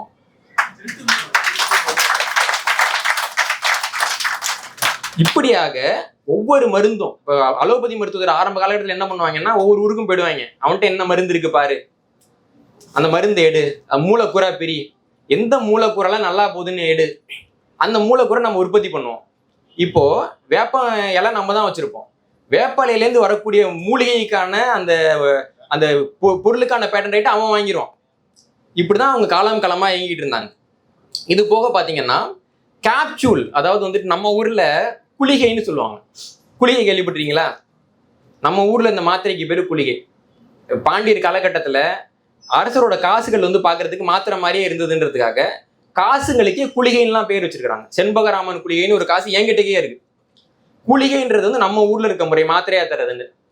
பின்னாடி வந்து தஞ்சாவூர்ல சரஸ்வதி மகால் இருக்குல்ல, அங்க போனீங்கன்னா தன்வந்திரி மகால்னு ஒரு பகுதி இருக்கும். அங்க தன்வந்திரின்ற ஒரு நபர் வந்து இவங்களுக்காக ஆய்வு பண்ணி உருவாக்குன அந்த மருந்துகள்லாம் வச்சிருக்காங்க இன்னைக்கு வரைக்கும். இன்னைக்கும் நம்ம கிட்டக்க பழைய டேப்லெட்லாம் இருக்கு. ஆனா ஐரோப்பாவில் முதலாக வில்லியம் புரோக்டன்கிறவர் தான் என்ன பண்றாருன்னா, டேப்லெட்னு ஒன்று கண்டுபிடிக்கிறாரு. அதாவது மருந்து வந்துட்டு ஒரு பவுடரா அரைச்சி அதை வந்து ஒரு அச்சுக்குள் வச்சு நல்லா அமுத்தி எடுக்கிறப்போ அது வந்து மாத்திரையா வரும் அப்படின்றத வில்லியம் புரோக்டன் தான் 1843 ஆண்டுல கண்டுபிடிக்கிறாரு. ஐரோப்பாவில் இருக்கவங்களுக்குலாம் ரொம்ப ஆச்சரியம், ஓ புதுசா ஒன்று கண்டுபிடிச்சிட்டாங்க அப்படின்ட்டு. அது இருக்கு தமிழ்நாட்டில் காலங்காலமா, ஆனால் அவனுக்கும் தெரியாது இல்லைங்களா, அதை எடுத்துக்கிறாங்க. அதுக்கு பின்னாடி அவங்களுக்கு இருக்க பிரச்சனை என்னன்னா, நம்ம அளவுக்கு அவங்க கசப்பு சாப்பிட மாட்டாங்க. நம்ம கசப்பா இருந்தாலும் சாப்பிட்றோம் இல்லைங்களா, உரப்பா இருந்தாலும் சாப்பிட்றோம்ல, கசப்பையோ உரப்பையோ அவங்களால அதிகமாக சாப்பிட முடியாது. அப்போ இந்த கேப்சூல் பண்ணாலும் வாயில போடுறதுக்கு ரொம்ப கடினமா இருக்கு. அப்ப என்ன நடக்குதுன்னா, ஜெலட்டின் கேப்சூல்னு ஒன்று கண்டுபிடிக்கப்படுது 1846 ஆண்டுல. அதாவது மேல வந்துட்டு 2 பக்கம் இனிப்பை பூசி கொடுத்துருவாங்க. குடலுக்குள்ள போற வரைக்கும் அது இனிப்போம், உள்ள போனோன்னா அது கரைஞ்சு போயிட்டு உங்களுக்கு தான் உண்மையான ஒரு வடிவத்தை காமிக்கும். ஜெலட்டின் கேப்சூல் வந்து கண்டுபிடிக்கப்படுது. அதுக்கு பின்னாடி தான் வந்துட்டு மருத்துவம் வந்து கொஞ்சம் அதிகரிக்குது. அதுக்கு பின்னாடி 1860 1880 வரைக்கும் பிரான்ஸ்லேயும் ஜெர்மனிலையும் அந்த மருத்துவ உருவாக்கக்கூடிய அந்த எந்திரங்கள் வந்துட்டு பெரிய கனரக எந்திரங்களா உருவாக்கப்படுது. ஒரு நிமிஷத்துக்கு 1000 மாத்திரை, ஒரு நிமிஷத்துக்கு 500 மாத்திரை அப்படின்னு தயாரிக்கக்கூடிய அந்த முறை வந்து அதுக்கு பின்னாடி தான் வருது. அதுக்கு பின்னாடி என்ன நடக்குதுன்னா, நவீன மருந்துகள் அப்படிலாம் வருது. என்னன்னா வந்துட்டு ஆஸ்பிரின் ஒரு மாத்திரை வந்து 1899 ஆண்டுல பேயர் அப்படிங்கிற நிறுவனத்தால அறிமுகப்படுத்தப்பட்டது. அது வரைக்கும் பவுடரா இருந்த ஒரு மருந்தை பொது வெளியில மாத்திரையா மாட்டி, இந்த மாத்திரையை நீங்க சாப்பிட்டீங்கன்னா சரியா போயிடுன்னு சொன்னது அதான் முத தடவை. இன்னைக்கு வரைக்கும் நீங்க வந்து ஐரோப்பிய படங்கள் தொடர்களை பார்த்தீங்கன்னா ஆஸ்பிரின் எடு அப்படின்ற வார்த்தையை சகஜமா கேட்கலாம். ஏன்னா அவங்களுக்கு தெரிஞ்ச முதல் மாத்திரை ஆஸ்பிரின் அப்படிங்கிறது தான். இப்படியாக அந்த முறைகள்லாம் உருவாக்கப்பட்டன. நீங்க பாத்தீங்கன்னா இன்னைக்கு நவீன மருத்துவம்னு நம்ம என்ன சொல்றோம், ஊசி குத்துறது, மாத்திரை போடுறது, வலி நிவாரணி, அறுவை சிகிச்சை, இது 4மே கிரேக்கத்திலையும் கண்டுபிடிக்கப்படலை, நவீன மருத்துவத்திலையும் கண்டுபிடிக்கப்படலை. ஊசி குத்துறத சீனாக்காரன் கண்டுபிடிச்சான், நம்ம பாக்குறோம் இல்லைங்களா. அதற்கு பிறகு வந்துட்டு இந்த மாத்திரை அப்படிங்கிறத நம்மளும் பயன்படுத்திருக்கோம், சீனாக்காரங்களும் பயன்படுத்திருக்கிறாங்க. எல்லா இடத்துலையும் மாத்திரைன்றது வெவ்வேறு பெயர்கள் இருந்திருக்கு. அதற்கு பிறகு இந்த மயக்க மருந்துகள்னு பாத்தீங்கன்னா நம்ம ஊர்ல அதை வந்துட்டு சித்தர் மூலிகைன்னு சொல்லுவாங்க. அளவா பயன்படுத்தணும் அப்படின்னு சொல்லிட்டு சித்தர்கள் அதை பயன்படுத்திக்கிறாங்க. நம்ம ஊர்ல வந்து பாத்தீங்கன்னா அபின் வந்துட்டு மூலிகையா பயன்படுத்தப்பட்டிருக்குது. அதே மாதிரி புகையிலை வந்து மூலிகையா பயன்படுத்தப்பட்டிருக்கு. எல்லாத்துக்கும் மேல இந்த அறுவை சிகிச்சைன்னு ஒன்று சொல்றாங்க இல்லைங்களா? இந்த அறுவை சிகிச்சை வந்துட்டு புதிய கற்காலத்திலேயே மனிதர்கள் வந்து செய்ய ஆரம்பிச்சிட்டாங்க. புதிய கற்கால மனிதர்கள்ட்டேயே தோலை அறுத்து சிகிச்சை பண்ணதற்கான சான்றுகள் கண்டுபிடிச்சிருக்கிறாங்க. இதுக்கு மேல முறையான அறுவை சிகிச்சை, ஒரு மருத்துவர் வந்து ஒரு நபரை கூப்பிட்டு அறுவை சிகிச்சை பண்ணி அவர் அதன் மூலமாக பிழைத்தது அப்படின்னு நம்ம சான்று எடுத்து பார்த்தோம்னா தமிழ்நாட்டிலேயே நமக்கு அதற்கான சான்றுகள் கிடைக்குது. ஒரு உதாரணம் சொல்லணும் அப்படின்னா, ஆதிச்சநல்லூர் அகழாய்வுல நமக்கு சில மண்டை ஓடுகள் கிடைச்சிச்சு. அந்த மண்டை ஓடை பார்க்குறப்போ அந்த மண்டை ஓடுகளில் ஓட்டை போட்டிருக்காங்க. ஓட்டை போட்டு அறுவை சிகிச்சை செஞ்ச பின்னாடி, அதாவது அறுவை சிகிச்சைனா தோலை மட்டும் கிழிக்கல, மண்டை ஓட்டை கிழிச்சிருக்கிறாங்க, ஓட்டை போட்டிருக்காங்க. ஓட்டை போட்டு சிகிச்சை செஞ்ச பின்னாடி அந்த நபர் உயிரோட இருந்து அந்த புண் ஆறி இருக்கு. இதை பத்தின ஆய்வறிக்கை பார்த்தீங்கன்னா டி ராஜா ரெட்டி, டி சத்தியமூர்த்தி வந்துட்டு தொழிலாளர், டி ராஜா ரெட்டி வந்து மருத்துவர். இவங்க 2 பேரும் எழுதியிருக்கிறாங்க. இது சர்வதேச இதழ்கள்லாம் வந்திருக்குது. ஏன்னா எழுதின பேர் ராஜா ரெட்டின்றதுனால யாருக்கும் சந்தேகம் வராதுன்னு நம்புறேன் இல்லைங்களா? இப்படியாக ஆதிச்சநல்லூர்ல நம்ம அறுவை சிகிச்சை எல்லாம் செஞ்சதுன்றது கிமு 1000க்கு முன்னாடி. அப்ப எல்லாமே வெவ்வேறு இடங்கள்ல இருந்த முறைகள். மருந்துன்னா வெவ்வேறு இடத்துல வந்துட்டு மூலிகையாகவும் மரப்பட்டையாகவும் வேறாகவும் இருந்த மருந்துகள். இது எல்லாத்தையும் ஒன்னா கொண்டு வந்து ஒரே இடத்துல கொட்டி ஒன்னா குலுக்கி எடுத்தா நமக்கு கிடைக்கக்கூடிய மருத்துவ முறைக்கு பேர் தான் இன்னைக்கு அலோபதி மருத்துவ முறை. புரியுது இல்லைங்களா? எதுவுமே சொந்தம் கிடையாது, மொத்தமும் திருடினது. இதுக்கப்புறம் என்ன நடக்குதுன்னா, ஒரு காலகட்டத்தில் வந்துட்டு நம்ம அணுன்ற கொள்கையை நம்ம தான் கண்டுபிடிச்சோம். இப்ப வந்து துமி அப்படின்னா உடையக்கூடியது, துமித்தல் அப்படின்னா உடையிறதுன்னு அர்த்தம். துமின்னா உடைக்க முடியாதது அப்படின்னு அர்த்தம். இந்த அத்துமிங்கிற சொல் தான் ஆங்கிலத்தில் வந்து ஆட்டம்ங்கிற சொல்லுக்கு வேர்ச்சொல் அப்படின்னு மொழியியலாளர்கள் சொல்லிட்டு இருக்காங்க. இந்த அத்துமின்ற சொல் வந்து தமிழ் சொல். இது போக பாத்தீங்கன்னா அணுன்றது உடைக்க முடியாததுன்னு சொன்னாலும் கூட அது உடையும் அப்படின்றது நமக்கு தெரியும். அணுவை பிளந்து எல் கடலை புகட்டி அப்படின்னு சொல்றோம் இல்லைங்களா? அப்ப அணுவை பிளக்க முடியும்னு நமக்கு ரூதர்ஃபோர்டுக்கு முன்னாடியே தெரியும். ஆனாலும் கூட இந்த அணு எல்லாம் ஒன்னா சேர்ந்து மூலக்கூறா மாறுது அப்படின்றது ரொம்ப காலத்துக்கு யாராலையும் புரிஞ்சுக்க முடியல. அணுவை புரிஞ்சுக்க முடியுது, அணு இணையும்னு புரிய முடியுது. என்னடா ஒரே அணு எப்படி இரும்பையும் உருவாக்கும் செம்பையும் உருவாக்கும், இரும்பு துரு பிடிக்குது செம்பு களிம்புல பிடிக்குதுன்னு கேட்குறோம் இல்லைங்களா? அப்போ இந்த அணு மூலக்கூறை உருவாக்கும் அப்படின்றத ரொம்ப நாளைக்கு வந்து புரிஞ்சிக்க முடியாம இருந்தது. அப்பதான் 1811ஆவது ஆண்டுல இத்தாலிய விஞ்ஞானியாக இருந்த அவகாட்ரோ அப்படிங்கிற என்ன சொல்றாருன்னா, அணுக்கள் வேறுபட்ட அணுக்கள் ஒருங்கிணைந்த மூலக்கூறுகள் அப்படின்னு 2 இருக்கு அப்படின்னு அவர் தான் பிரிக்க சொன்னாரு. அணு வேற மூலக்கூறு வேற. அணு இணைஞ்சு மூலக்கூறு உருவாகுது, மூலக்கூறு இணைஞ்சுதான் அந்த பொருட்களை உருவாக்குது. அதனால மூலக்கூறை வச்சுதான் பொருளுக்கு பண்பு இருக்கு, அணுவை வச்சு பண்பு இல்லை அப்படின்றத அவகாட்ரோ வந்து 1811ஆவது ஆண்டுல சொல்றாரு. அதற்கு பிறகு என்ன நடக்குதுன்னா, அணு அது வரைக்கும் 2 பரிமாணங்கள் தான் பார்த்தாங்க. இப்படி வச்சு மேலேருந்து பாக்குறப்ப அது புரியல அவங்களுக்கு. 1858ஆவது ஆண்டுல கெக்குலே அப்படிங்கிற ஒரு ஆய்வாளர் என்ன பண்றாரு அப்படின்னா, இதை வந்துட்டு நம்ம முப்பரிமாண வடிவத்துல போட்டா புரியும்னு நினைச்சிட்டு முப்பரிமாண வடிவத்துல போடுறாங்க, 3 டைமென்ஷன்ல போடுறாங்க. இப்ப நீங்க அணுவை பத்தி படிச்சீங்கன்னா 3 டைமென்ஷன்ல படம் கொடுத்துருக்காங்கல்ல, கெக்குலையும் ஒரு சார்ந்த ஒரு அறிவியலாளர்கள் தான் அதை உருவாக்குறாங்க. அப்ப 3 டைமென்ஷன் வருது. அதுக்கு பிறகு என்ன நடக்குதுன்னா, நான் வந்து தாவரத்துல இருந்து ஒரு பொருள் எடுக்கிறேன், 3 டைமென்ஷன்ல அதோட அணுக்குறை நான் வரைஞ்சிட்டேன். இப்போ எனக்கு தேவை இதே அணுக்குறை நான் திருப்பி உருவாக்கணுன்றதான், தாவரத்துல இருந்து போய் எடுக்கணுன்றது கிடையாது. உங்களுக்கு புரியுது இல்லைங்களா? அப்ப என்ன நடக்குதுன்னா, நான் தாவரத்துக்காக எதுக்கு காடு மலை அப்படின்லாம் அலையணும், இதே ஒரு ஃபார்முலாவை நான் திருப்பி உருவாக்குறேன், இதே மூலக்கூறை நான் போலியா உருவாக்குறேன்ற ஒரு நிலைமைக்கு நவீன மருத்துவம் வந்து வந்தது. இந்த முறையில இருந்து தான் நவீன மருத்துவங்கிறது ஆபத்தான மருத்துவமாக மாற தொடங்கியது. 1869ஆவது ஆண்டுல பாத்தீங்கன்னா குளோரல் ஹைட்ரேட் அப்படிங்கிற ஒரு மூலக்கூறு வந்துட்டு முழுக்க ஆய்வகத்திலேயே தயாரிச்சாங்க. மூலப்பொருளே கிடையாது, நான் ஆய்வகத்தில் உட்காந்துக்கிறேன், அதை கலக்கிறேன் எதை கலக்கிறேன் எனக்கு குளோரல் ஹைட்ரேட் கிடைச்சிட்டு அப்படின்னு முதல்ல உருவாக்குனாங்க. இப்படி ஒவ்வொரு மருத்துவம் வேற வேற இருந்து எடுக்க ஆரம்பிச்சாங்க. ஆஸ்பிரின் பாத்தீங்கன்னா முதல்ல வில்லோன்னு ஒரு மரம் இருக்கும், அதோட பட்டையிலேருந்து எடுத்தாங்க. ஆனா இப்ப பாத்தீங்கன்னா அது பெருமளவு ஆய்வகத்துல தான் தயாரிக்கப்படுது. மலேரியா எதிர்ப்பு மருந்து குயினைன் பாத்தீங்கன்னா முதல்ல சின்கோனா பட்டையிலேருந்து எடுத்தாங்க, இப்ப அதுல பெரும்பகுதி ஆய்வகத்துல தான் தயாரிக்கப்படுது. மார்பின் அப்படிங்கிறது ஒரு காலகட்டத்துல ஓபியம் செடியிலேருந்து எடுத்தாங்க. இப்ப மார்பின் வந்து எப்படி இருக்குன்னு பார்த்து அந்த கட்டமைப்பை மாத்தி தான் மெத்து உள்பட நிறைய போதைப் பொருட்கள் தயாரிக்கப்படுது. இந்த அமைப்புல இருந்தா போதை கொடுக்கும் போல இருக்குன்றத மொத்தம் எடுத்துட்டு, ஏன்னா இப்ப மெத்துல என்ன அபாயம்னு பாத்தீங்கன்னா முழுக்க ஆய்வகத்திலே தயாரிக்க முடியும். அப்ப மூலப்பொருளே ஒருத்தன் வாங்காம தயாரிக்கிறானா அவனை எப்படி நீங்க கண்டுபிடிப்பீங்க, எப்படி அவனை நிறுத்துவீங்க இல்லைங்களா? இப்ப நிறைய வெப் சீரிஸ்லாம் ஆரம்பிச்சு அதை பத்தி போட்டு உட்காந்துருக்காங்க, பெருமையா போட்டுட்டு இருக்காங்க. தமிழ்நாட்டிலேயே வந்துட்டு சில கட்சிகள்ல வந்துட்டு தனியா அணி வச்சு வித்துட்டு இருக்காங்க, நம்ம அதெல்லாம் பாக்குறோம். அப்ப இந்த சீர்கேட்டுக்கெல்லாம் காரணம் என்னன்னா, ஆய்வகத்துல யாருக்குமே தெரியாம ஒரு பொருளை உருவாக்கலான்ற இந்த முறை தான். இதே மாதிரி டிஜாக்சின் அப்படின்னு ஒரு மருந்து இருந்தது, இதுவும் வந்து தாவரத்திலேருந்து கண்டுபிடிக்கப்பட்டு இதய கோளாறுக்கு வந்து மருந்தா கொடுக்கப்பட்டது. இது இன்னைக்கு வந்துட்டு நவீன மருத்துவத்தை தயாரிக்கப்படுது. பாக்லிடாக்சல் அப்படிங்கிற மருந்தும் அந்த மாதிரி மாற்றி தயாரிக்கப்படுது. இப்படி ஒவ்வொரு மருந்துலையும் வந்து பாத்தீங்கன்னா அந்த மூலக்கூறை எடுத்து அந்த மருந்து தயாரிக்க ஒரு முறை அப்படின்னு ஒன்று வந்துருச்சு. இன்னைக்கு அலோபதி அப்படிதான் இயங்கிக்கிட்டு இருக்கு. இதுல இப்ப ஏற்கனவே நம்ம ஊர்ல சித்த மருத்துவம்னு ஒன்று இருக்குங்க. கேரளாவில் ஆயுர்வேத மருத்துவம்னு ஒன்று இருக்குது. கிரேக்கத்துல பாத்தீங்கன்னா வீர மருத்துவம்னு ஒன்று இருக்கு. அப்புறம் சில பேர் வந்து புது மருத்துவ முறைகள்லாம் கொண்டு வர்றாங்க. இப்படிலாம் இருக்கிறப்போ 1810 ஆண்டுல பெயர் வைக்கப்பட்ட அலோபதி மருத்துவம் திடீர்னு எப்படிங்க வளர்ந்தது? ஒவ்வொரு பொருளும் அதனுடைய தந்தையை வந்து பாராட்டி பேசுவாங்கல்ல. இவர் தான் எங்க தந்தை, திராவிடத்தின் தந்தைன்னு கூட சொல்லிட்டு இருக்காங்க, பாக்குறோம் இல்லைங்களா? ஏன் யாருமே வந்துட்டு அலோபதியின் தந்தைன்னு யாருமே சொல்ல மாட்டேன்றாங்க? சொல்லணும்ல, பெருமையா சொல்லணும்ல. இன்னைக்கு வந்து அலோபதி தந்தை சொல்லணும் இல்லைங்களா? இப்போ வீர மருத்துவத்தை கண்டுபிடிச்சவர்கள்லாம் இன்னைக்கு வரைக்கும் நம்ம வந்து அந்த உறுதிமொழி எடுத்துக்கிட்டு இருக்கோம்ல. இன்னைக்கு அலோபதி மருத்துவம் இன்னைக்கு அது கிடையாது. அப்படி இருக்கிறப்போ ஒரு பொருள் வந்து உற்பத்தியாகி வித்துக்கிட்டு இருக்கு. அந்த பொருளை உருவாக்குனவங்க பேரையும் சொல்லலை. இப்போ ஃபோக்ஸ் வேகன்னு ஒரு வண்டி இருக்குங்க, நல்லா விற்கிது இல்லை தமிழ்நாட்டை உலகம் முழுக்க. அதோட நிறுவனருக்கு அவங்க ஏதாவது விழா எடுத்திருக்காங்களா? எடுத்தாங்கன்னா நீங்க அதை வாங்க மாட்டீங்க. ஏன்னா ஃபோக்ஸ் வேகனை உருவாக்குனது அடால்ஃப் ஹிட்லர். ஒரு சிக்கல் புரியுது இல்லைங்களா? இப்போ அடால்ஃப் ஹிட்லர் வந்து என்ன பண்ணாருன்னா, அந்த ஊர் மக்களுக்காக ஒரு வாகனம் வேணும். ஃபோக்ஸ்னா மக்கள், வேகன்னா வாகனம், மக்கள் வாகனம். ஜெர்மனியில் வச்ச பேரு. ஜெர்மன் மொழியில பாத்தீங்கன்னா வி தான் எஃப், அதான் VWன்றது அதனுடைய சிம்பிளா இருக்கும். ஃபோக்ஸ் வேகன் தான் VWன்ற சிம்பிள் இன்னைக்கு வரைக்கும் நம்ம ஓட்டிட்டு இருக்கோம். அந்த மாதிரி இந்த அலோபதி மருத்துவத்தை யார் வளர்த்து கொண்டு வந்தாங்க, யார் இவ்வளவு பெரிய இடத்துக்கு கொண்டு வந்தாங்கன்னு பாத்தீங்கன்னா, இந்த வரலாறு நமக்கு வந்து ரொம்ப மிக முக்கியமான ஒரு பொருளாதார வரலாறு. உலகம் முழுக்க வந்து யூதர்கள் நிறைய பேர் இருக்காங்க, தெரியும் இல்லைங்களா? அவங்களுக்கு பிரதானமான தொழில் என்னன்னா காசை கொடுத்து வட்டி வாங்குறது. வட்டி வாங்குறதுல ரொம்ப கராரா இருப்பாங்க அவங்க. இப்போ இயேசுவே அவரை திட்டிருக்கிறாரு.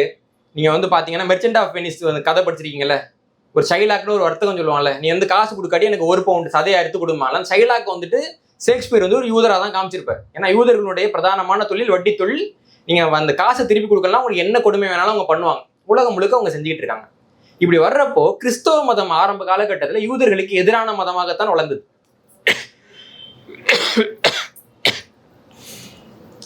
இயேசு வந்துட்டு பழைய ஏற்பாட்டுல புதிய ஏற்பாட்டுல எல்லாம் வந்துட்டு அறிவுரையெல்லாம் சொல்றாங்கல்ல, நீ ஒழுக்கமா இருக்கணும், நேர்மையா இருக்கணும், தப்பு பண்ணக்கூடாது. யாருக்கு சொல்றாங்க அந்த அறிவுரையெல்லாம்? யூதர்கள் தான் சொல்றாங்க. இயேசு கோயிலுக்கு போயிட்டு அங்க மக்களை பார்த்து திட்டுறாருன்னு, யாரை பார்த்து திட்டுறாரு? யூதர்களை பார்த்து தான் திட்டுறாரு. அப்படி இருக்கிறப்போ கிறிஸ்தவ மதம் உருவானப்போ கிறிஸ்தவ மதத்துல இருந்த மிக முக்கியமான பிரிவுன்றது வட்டிக்கு கடன் கொடுக்கூடாது. அதற்கு பிறகுதான் இஸ்லாத்துல வட்டிக்கு கடன் கொடுக்கறது குற்றம்னு அறிவிக்கப்பட்டது. 14ஆவது நூற்றாண்டு வரைக்கும் இங்கிலாந்துல வட்டிக்கு கடன் கொடுக்கறதுன்றது மரண தண்டனைக்குரிய குற்றம் இங்கிலாந்துலேயே. அப்படி இருக்கிறப்ப என்ன ஆகுதுன்னா, இங்கிலாந்து அரசர் வந்துட்டு 8வது ஹென்றி அவர் காலகட்டத்துல அவருக்கு வந்து ஒரு ஆண் குழந்தை பிறக்கணும்னு ஆசை. ஆனா ஆண் குழந்தை பிறக்கல. அவர் அடுத்தடுத்து திருமணம் பண்ணிக்கிறாரு. அப்போ கத்தோலிக்க திருச்சபை இதை எதிர்க்கிறாங்க. உடனே வந்துட்டு அவர் என்ன பண்றதுன்னு யோசிக்கிறப்போ ப்ராட்டஸ்டன்ட் கிறிஸ்தவங்கிற ஒரு பிரிவு சேர்ந்தவங்க என்ன சொல்றாங்கன்னா, அதாவது மார்ட்டின் லூதர் கிங் அவரால் தோற்றுவிக்கப்பட்டது, அவங்க என்ன சொல்றாங்கன்னா, நீங்க ப்ராட்டஸ்டன்டா மாறிட்டீங்க, மற்ற நாங்க பாத்துக்கிறோம்ன்றாங்க. அவர் ப்ராட்டஸ்டன்டா மாறுறாரு. இங்கிலாந்துன்ற ஒரு நாடே ப்ராட்டஸ்டன்ட் நாடா மாறுது. இந்த ப்ராட்டஸ்டன்ட் கிறிஸ்தவர்கள்ட்ட நீங்க கவனிக்க வேண்டிய ஒரு செய்தி என்னன்னா, வட்டிக்கு விடுவது சரி என்ற யூதருடைய கோட்பாட்டை முதலாக ஏற்றுக்கொண்டவர்கள் ப்ராட்டஸ்டன்ட் கிறிஸ்தவர்கள். அப்ப ப்ராட்டஸ்டன்ட் கிறிஸ்தவரா ஒருத்தர் இருந்தாருன்னா யூதர்கள் என்ன பண்ணுவாங்கன்னா அவருக்கு நிறைய கடன் கொடுப்பாங்க. நீங்க நல்லா வியாபாரம் பண்ணிக்கன்னு கடன் கொடுப்பாங்க. அவர் அந்த கடனை வாங்கி வியாபாரம் பண்ணிட்டு அதுல இருந்து வரக்கூடிய லாபத்தை அவர்களுக்கு திருப்பி கொடுப்பாங்க. இப்ப நவீன அமெரிக்கா இருக்கு இல்லைங்களா, அந்த அமெரிக்காவுடைய வரலாறுல மிக முக்கியமான நபர்கள்னு பாத்தீங்கன்னா, ஒரு நபர் வந்து பெட்ரோலிய வர்த்தகத்துல கொடிகட்டி பிறந்த ராக்ஃபெல்லர் பேர் எல்லாருக்கும் தெரியும் இல்லைங்களா. இன்னொரு நபர் வந்துட்டு இந்த வங்கித்துறை சார்ந்த பணிகள்ல கொடிகட்டி பிறந்த JB மார்கன். அதற்கு பிறகு ரயில் பாதைகள் அமைக்கிறதுல கொடிகட்டி பிறந்த எட்வர்டு ஹாரிமன். அதுக்கடுத்து பாத்தீங்கன்னா இரும்பு வர்த்தகத்துல கொடிகட்டி பிறந்த ஆண்ட்ரூ கார்னகி. இவங்க 4 பேருமே பிறப்பால ப்ராட்டஸ்டன்ட் கிறிஸ்தவர்கள். இவங்க 4 பேருமே ரோத்சைல்டு குடும்பத்துக்கிட்ட கடன் வாங்கினவங்க. 4 பேருக்கும் ஓனர் ஒண்ணுதான். இப்ப நம்ம ஊர்ல பாத்தீங்கன்னா திமுகவும் பாஜகவும் அடிச்சுப்பாங்க. ஆனா ஒரு திரைமுகம் கொண்டு வரேன்னு அதானி சொன்னா போது 2 பேரும் ஒன்னா போய் வேலை பார்ப்பாங்க. அந்த மாதிரி இவங்க வந்து ஒரு கேட்டை பார்த்துப்பாங்க, அவங்க ஒரு கேட்டை பார்த்துப்பாங்க. 2க்கும் ஓனர் ஒரு ஆள் தான். இப்படி இந்த 4 பேர் இருக்கிறாங்க. அப்படி இருக்கிறப்போ இந்த ஆண்ட்ரூ கார்னகி வந்து பாத்தீங்கன்னா ஸ்காட்லாந்துல பிறந்து அமெரிக்காவுக்கு குடியேறி வந்தவர், பெரிய பண வசதி எல்லாம் இல்லாதவர். ஆனா ஒரு பெரிய ஒரு தொழிலதிபரா மாறுறாரு, இரும்பு வர்த்தகத்துல மாறுறாரு. கடைசி காலகட்டத்துல அவர் தன்னுடைய மொத்த இரும்பு வர்த்தகத்தையும் JB மார்கன்கிற இன்னொரு நபர் கிட்ட நம்ம சொன்ன பட்டியலில் இருக்கக்கூடிய இன்னொரு நபரான ஜேபி மார்கன் கிட்ட ஆண்ட்ரூ கார்னகி வித்துட்டு உலகத்தினுடைய நம்பர் 1 பணக்காரருங்கிற அளவுக்கு பணம் சம்பாதிச்சாரு. இப்படி இருக்கிறப்ப அவர் என்ன பண்றாருன்னா, அமெரிக்க மருத்துவ சங்கம் அப்படின்ற ஒரு சங்கம் வந்துட்டு பாத்தீங்கன்னா 1904ஆம் ஆண்டுல மருத்துவ கல்வி மன்றம் CME அப்படிங்கிற ஒரு அமைப்பை உருவாக்குது. 1908ஆவது ஆண்டுல இவங்க வந்துட்டு நாங்க ஆய்வெல்லாம் பண்ணணும் அப்படின்னு சொல்றப்போ அதற்கு ஆளா போயிட்டு ஆண்ட்ரூ கார்னகியினுடைய அறக்கட்டளை வந்து நிதி உதவி பண்றோம்னு ஒத்துக்கிறாங்க. ஆண்ட்ரூ கார்னகி ஒரு பெரிய அளவில் நிதி உதவி பண்றாரு. அதை வச்சுட்டு ஒரு பெரிய ஆய்வு நடக்க போகுது. இந்த ஆய்வுக்கு யாரை தேர்ந்தெடுக்கிறது அப்படின்னு பாக்குறப்போ ஹென்ரி ப்ரீசெட் அப்படிங்கிறவர் இவரோட ஆண்ட்ரூ கார்னகியோட நண்பராக தான் அந்த ட்ரஸ்ட்டை பார்த்துக்கிட்டாரு. அந்த ஹென்ரி ப்ரீசெட் வந்துட்டு ஆப்ரகாம் ஃப்ளெக்ஸ்னர் அப்படிங்கிற ஒரு நபரை தேர்ந்தெடுக்கிறார். அமெரிக்காவில் மருத்துவ கல்லூரிகளையும் மருத்துவ பள்ளிகளையும் மருத்துவமனைகளையும் எப்படி உயர்த்தணுன்றதுக்கான ஆய்வு அமெரிக்க அரசாங்கத்தோட சேர்ந்து ஆண்ட்ரூ கார்னகியோட ட்ரஸ்ட் பண்ணுது. இதுக்கு தேர்ந்தெடுக்கப்பட்ட ஒரு பேர் ஆப்ரகாம் ஃப்ளெக்ஸ்னர். இதுல என்ன அழகுன்னா, ஆப்ரகாம் ஃப்ளெக்ஸ்னர் ஒரு மருத்துவர் கிடையாது, ஆப்ரகாம் ஃப்ளெக்ஸ்னர் வந்துட்டு ஒரு விஞ்ஞானி கிடையாது. ஆப்ரகாம் ஃப்ளெக்ஸ்னர் வந்துட்டு பாத்தீங்கன்னா மருத்துவத்துறையில சார்ந்த ஒரு கல்வியாளரோ ஒரு கம்பவுண்டரோ ஒண்ணுமே கிடையாது. அவர் வந்துட்டு ஆர்ட்ஸ் அண்ட் சயின்ஸ்ல ஒரு UG டிகிரி வாங்கினவர், அவ்வளவுதான். அவர் வந்துட்டு ஒரு சின்ன ஸ்கூல் நடத்தினாரு. அந்த ஸ்கூல் வந்து நல்லா சம்பாதிச்சாரு. அப்போ அவரை பார்த்துட்டே, இவன் ஸ்கூல் இத்தினோண்டு ஸ்கூல், உனக்கு எந்த தகுதியும் இல்லை, இந்த ஸ்கூலை வச்சு எந்த தகுதி இல்லாம நீ சம்பாதிக்கிறேன்னா நீ தான் எனக்கான ஆளு, போய் ஆய்வு பண்ணுன்னு அனுப்புறாங்க. அமெரிக்காவிலும் கனடாவிலும் இருக்கக்கூடிய 155 மருத்துவம் கற்பிக்கக்கூடிய கல்வி நிலையங்கள்ல இவர் போய் ஆய்வு பண்றாரு. ஆய்வு பண்ணிட்டு வந்து அவர் வந்துட்டு தன்னுடைய அறிக்கையை கொடுக்குறாரு. அந்த அறிக்கைக்கு பேரு தி ஃப்ளெக்ஸ்னர் ரிப்போர்ட். இந்த ஃப்ளெக்ஸ்னர் ரிப்போர்ட்ன்ற ஒரு ரிப்போர்ட் மட்டும் இல்லாட்டி இன்னைக்கு அலோபதின்னு ஒரு மருத்துவ முறை இந்தியாவில் கிடையாது. அமெரிக்காவில் அலோபதி மிக முக்கியமான மருத்துவ முறை கிடையாது. இப்போ உலக வங்கி வந்து அலோபதி தான் மருத்துவ முறை, WHO அலோபதி தான் மருத்துவ முறை, அது எதுவுமே கிடையாது. இந்த ஃப்ளெக்ஸ்னர் ரிப்போர்ட்ல அவர் என்ன சொல்றாருன்னா, முதல் விஷயம், அமெரிக்கா மற்றும் கனடாவில் இருக்கக்கூடிய கல்வி நிலையங்கள் வந்து 155 கல்வி நிலையம் இருக்கு. அப்ப எல்லாரும் மருத்துவம் முடிப்பான். இன்னைக்கு சொல்றாங்க இல்லைங்களா, அதே வார்த்தை. அப்ப எல்லாரும் மருத்துவம் முடிப்பாங்க. அப்போ அந்த கல்வி நிலையங்களை குறைச்சி 31 கல்வி நிலையமா மாத்தணும். முதலாவது பரிந்துரை. 2வது பரிந்துரை, ஒருத்தன் மருத்துவ படிப்பு சேர வர்றான்னா அவனுக்கு ஆர்வம் இருக்கா, எழுது, அவன் சேர்ந்து ஒழுங்கா படிப்பானா, பிராக்டிஸ் பண்ணுவானா, அதை பத்தி எல்லாம் கவலைப்படாதீங்க. அவனுக்கு நிறைய தகுதி இருக்கணும்னு சொல்லுங்க. 1910 பாத்தீங்கன்னா பள்ளிக்கூடம் முடிச்சுட்டு வரதே பெருசு. ஆனா அவங்க என்ன சொல்றாங்கன்னா, பள்ளிக்கூடம் முடிச்சுட்டு 2 ஆண்டுகளோ அதற்கு மேலேயோ பட்டப்படிப்பு முடிச்சிருந்தா மட்டும்தான் நீ மருத்துவம் படிக்க முடியும்னு ஒரு நிலையை கொண்டு வா. படிக்க வரோம்னா படிக்காமலே போகட்டும். இது 2வது பரிந்துரை. அடுத்தது, மருத்துவக் கல்லூரின்னு ஒருத்தவன் நடத்துறான்னா சின்ன அளவுலாம் நடத்தக்கூடாது. ஒருத்தன் மருத்துவக் கல்லூரி நடத்துறான்னாலே அவன் ஒரு மருத்துவ பல்கலைக்கழகத்தோட இணைஞ்சுதான் நடத்தணும். அப்படி முடியலன்னா அந்த கல்லூரியை கலைச்சிரு. அப்ப கண்டவனும் கல்லூரி நடத்துறான்ற நிலைமையை நம்ம மாத்தணும். இது 3வது பரிந்துரை. அதுக்கு அடுத்தது, இந்த மருத்துவம் அலோபதி மருத்துவம் இல்லாத மாற்று மருத்துவங்களுக்கு அரசாங்கமோ தனியார்களோ பெரிய நிதியுதவி எதுவும் பண்ணக்கூடாது. அந்த மருத்துவங்கள்லாம் போலி மருத்துவங்கள், அந்த மருத்துவங்களை இந்த மண்ணை விட்டு அகற்ற வேண்டும். 4வது பரிந்துரை. இந்த மாதிரி பல அற்புதமான பரிந்துரைகள் வந்து இந்த ஃப்ளெக்ஸ்னர் ரிப்போர்ட் வந்து கொடுத்தது. இப்போ முற்போக்காளர்கள்னு ஒரு கும்பல் இருப்பானுங்க, தெரியுங்களா உங்களுக்கு? எது நடந்தாலும் வந்து பாத்தீங்கன்னா, ஏன்டா சாணியை மிதிச்சிருக்கேன்னு கேட்டது, முற்போக்கு சாணிங்க அதான் மிதிச்சிருக்கோம். ஏன்டா பூட்ஸ் கால நக்கிற அப்படின்னு கேட்டீங்கன்னு வச்சுக்கோங்களேன். அவங்க சாக்ஸ் போட்டுருந்தா நல்லா இருந்தது நக்கணும் அப்படிம்பாங்க. ஒண்ணுக்கு ஒரு வார்த்தை கண்டுபிடிச்சு வச்சிருப்பாங்கல்ல. அந்த முற்போக்கு முகமூடி போட்டவங்க கூட இந்த ஃப்ளெக்ஸ்னர் அறிக்கை வந்து பாராட்ட முடியாது. ஏன்னா அந்த அறிக்கை ஏற்படுத்தின விளைவுகள் அந்த மாதிரி. இந்த அறிக்கை ஏற்படுத்தின விளைவு, முதலாவது விளைவு என்னன்னா, வரலாற்றில் முதல் முறையாக மருத்துவம் படிக்கணும்னா பணக்காரனால தான் படிக்க முடியும் எல்லாமே ஃப்ளெக்ஸ்னர் ரிப்போர்ட்டெல்லாம் வந்துச்சு. நீங்க வந்து பல்கலைக்கழகம் முடிச்சுட்டு தான் வர முடியும்னா சாமானிய மக்கள் எப்படி வருவாங்க? ஒரு கல்லூரி வந்து பல்கலைக்கழகத்தோட தான் சேர்ந்து இருக்கணும்னா அவன் எவ்வளவு கட்டணம் வைப்பான்? ஏன்னா பல்கலைக்கழகத்தை அவன் கட்டணும் இல்லைங்களா? அப்போ பணக்காரர்கள் மட்டும்தான் மருத்துவம் படிக்க முடியுங்கிற நிலைமை முதல்ல ஃப்ளெக்ஸ்னர் ரிப்போர்ட்டெல்லாம் வந்தது. அதுக்கு அடுத்து பார்த்தீங்கன்னா, ஃப்ளெக்ஸ்னர் அறிக்கை வர்றதுக்கு முன்னாடி ஒட்டுமொத்த மருத்துவ மாணவர்களில் பார்த்தீங்கன்னா 4லேருந்து 8% பெண்கள் இருந்தாங்க. 2.5லேருந்து 3% கருப்பின மக்கள் இருந்தாங்க. நீங்க பார்த்தீங்கன்னா இந்த ஃப்ளெக்ஸ்னர் அறிக்கை அந்த இவங்க ஆய்வுக்கு போன அந்த கல்லூரிகளில் Harvard university college of medicine, Meharry medical college, Leonard medical school, Flint medical college, Louisville national medical college, Knoxville medical college, university of west Tennessee அப்படின்னு 7 கல்லூரிகளில் கருப்பின மக்கள் மருத்துவம் படிச்சுட்டு இருந்தாங்க இந்த அறிக்கை வர்றதுக்கு முன்னாடி. ஆனால் இந்த அறிக்கை வந்த பின்னாடி என்ன ஆச்சுன்னா, அடுத்த 15 ஆண்டுகளில் அந்த 7 கல்லூரிகள் வெறும் 2 கல்லூரிகளாக குறைக்கப்பட்டன. ஏன்னா ஃப்ளெக்ஸ்னர் ரிப்போர்ட்டுடைய மிக முக்கியமான நோக்கத்தில் ஒன்று என்னன்னா, கருப்பின மக்கள் மருத்துவம் படிக்கக்கூடாது. பெண் மருத்துவர்கள் சொல்றோம் இல்லைங்களா, ஆண் மருத்துவம் பார்க்கறது பெண் மருத்துவம் பார்க்கறதுக்கும் ஒரு பெரிய வேறுபாடு இருக்கு. நான் ஏற்கனவே சொன்னேன் உங்களுக்கு, ஒரு காலகட்டத்தில் ஐரோப்பாவில் ஒரு பெண் வந்து எழுத படிக்க செஞ்சாங்கன்னாலே அவங்க சூனியக்காரின்னு கொண்டு போய் கொளுத்திடுவாங்கன்ட்டு. அப்போ பெண்களுக்கு மருத்துவர் ஆகணும்னு ஆசை இருக்கும். மிக குறிப்பாக ஒரு பொண்ணு இருப்பாங்க, அவங்க இன்னொரு பெண் வந்துட்டு பிரசவத்துக்கு கஷ்டப்படுறத பார்ப்பாங்க. இப்ப பிரசவத்துக்கு கஷ்டப்படுற பெண்களுக்கு வந்து ஆண்கள் மட்டும்தான் மருத்துவர். மகாராணி விக்டோரியாவா இருந்தா கூட ஆம்பளை தான் பிரசவம் பார்க்கணும். பெண்களுக்கு இயல்பா கூச்ச சுபாவம் இருக்கும். கூச்சத்தை கடந்துதான் அவங்க பிரசவத்துக்கு போகணும். இன்னொன்னு, பிரசவத்துக்கு போகக்கூடிய பெண்கள் கிட்டக்க அந்த ஆண் மருத்துவர்கள் எப்படி நடந்துக்கிட்டாங்கன்ற வழக்கு உலகம் முழுக்க இருக்கு. உலகம் முழுக்க இருக்கு. ஒரு திரைப்படமா கூட எடுத்துருக்காங்க. ஐஏக்யூஸ்னு ஒரு படம் கூட எடுத்திருக்காங்க. ஒரு குறிப்பிட்ட பெண்ணுக்கு நேர்ந்த ஒரு இது. அப்போ பெண்களுக்கு பிரசவம் பார்த்தா என்னன்னு வர்றப்ப என்ன நடக்குதுன்னா, பெண்கள் வந்து மருத்துவக் கல்லூரிகளை நுழையறதுக்கு அனுமதிக்கப்படல ஒரு காலகட்டத்துல. அப்போ பெர்ரி அப்படிங்கிற ஒரு மருத்துவர் இருக்காங்க. அவர் மட்டும்தான் வந்து பாத்தீங்கன்னா பிரசவ கேஸ் ரொம்ப நல்லா பாக்குறாரு. எல்லாரும் அப்பா பெர்ரி சிறந்த மருத்துவர்ப்பா, ஆம்பளைங்கள்ல இவர் மாதிரி டாக்டரே இல்லைன்றாங்க. அவர் வாழ்ந்து ஒரு 60 வயசுக்கு மேல செத்து போறாங்க. பெர்ரி செத்து போன பின்னாடி அவங்களுடைய உடம்பு எடுத்து போஸ்ட்மார்ட்டம் பண்றப்பதான் தெரிய வருது அவங்க வந்துட்டு ஒரு ஆண் கிடையாது, பெண். பெண்களுக்கு மகப்பேறு அறுவை சிகிச்சை பண்ணணுங்கிறதுக்காக தனது பாலின அடையாளத்தை மறைச்சிக்கிட்டு அவங்க 60 ஆண்டுக்கும் மேலாக ஆணாக நடித்து மருத்துவம் பார்த்தாங்க. அப்போ ஒரு பெண் வந்து மருத்துவராக இருந்தது அவளை எழுதி கிடையாது. அப்போ அந்த காலகட்டத்துல இவ்வளவு சோதனையெல்லாம் தாண்டி ஒரு 4-8% பெண்கள் வந்து மருத்துவக் கல்லூரிக்கு அப்பதான் வந்திருக்கிறாங்க. ஃபிளெக்ஸ்னர் ரிப்போர்ட் என்ன சொல்லுதுன்னா, பெண்கள் மருத்துவம் படிக்க தகுதி இல்லாதவர்கள் வெளில துரத்துங்க. முற்போக்கு அறிக்கை. அந்த ஃபிளெக்ஸ்னர் ரிப்போர்ட்டால தான் இன்னைக்கு நம்ம வந்து எல்லாம் படிச்சு யோசிச்சு பாருங்க எவ்வளவு மோசமான அறிக்கை அப்படின்னு பாருங்க. இப்படியாக அந்த ஃபிளெக்ஸ்னர் அறிக்கை வந்த பின்னாடி பாத்தீங்க அப்படின்னா ஒரு ரிப்போர்ட் வந்து சொல்லுது, அதற்கு அடுத்த 100 ஆண்டுகள்ல கருப்பினத்தை சேர்ந்த மக்கள் வந்து அனைத்து தகுதிகளும் இருந்தாலும் கூட ஃபிளெக்ஸ்னர் ரிப்போர்ட் வந்ததால மட்டும் அவங்க படிக்க முடியாம போன மாணவருடைய எண்ணிக்கை 35,000 மாணவர்கள்ன்றாங்க அமெரிக்காவில் மட்டும். அப்ப அவ்வளவு மோசமான ஒரு அறிக்கை வந்துட்டு அந்த ஃபிளெக்ஸ்னர் அறிக்கை வருது. அதனுடைய இன்னொரு விளைவு என்னன்னா, ஒரு நபர் வந்துட்டு ஒரு மருத்துவமனைக்கு போறாரு, ஏழை ஆயிட்டாருங்கிற ஒரு சம்பவம் ஃபிளெக்ஸ்னர் அறிக்கைக்கு முன்னாடி கிடையாது.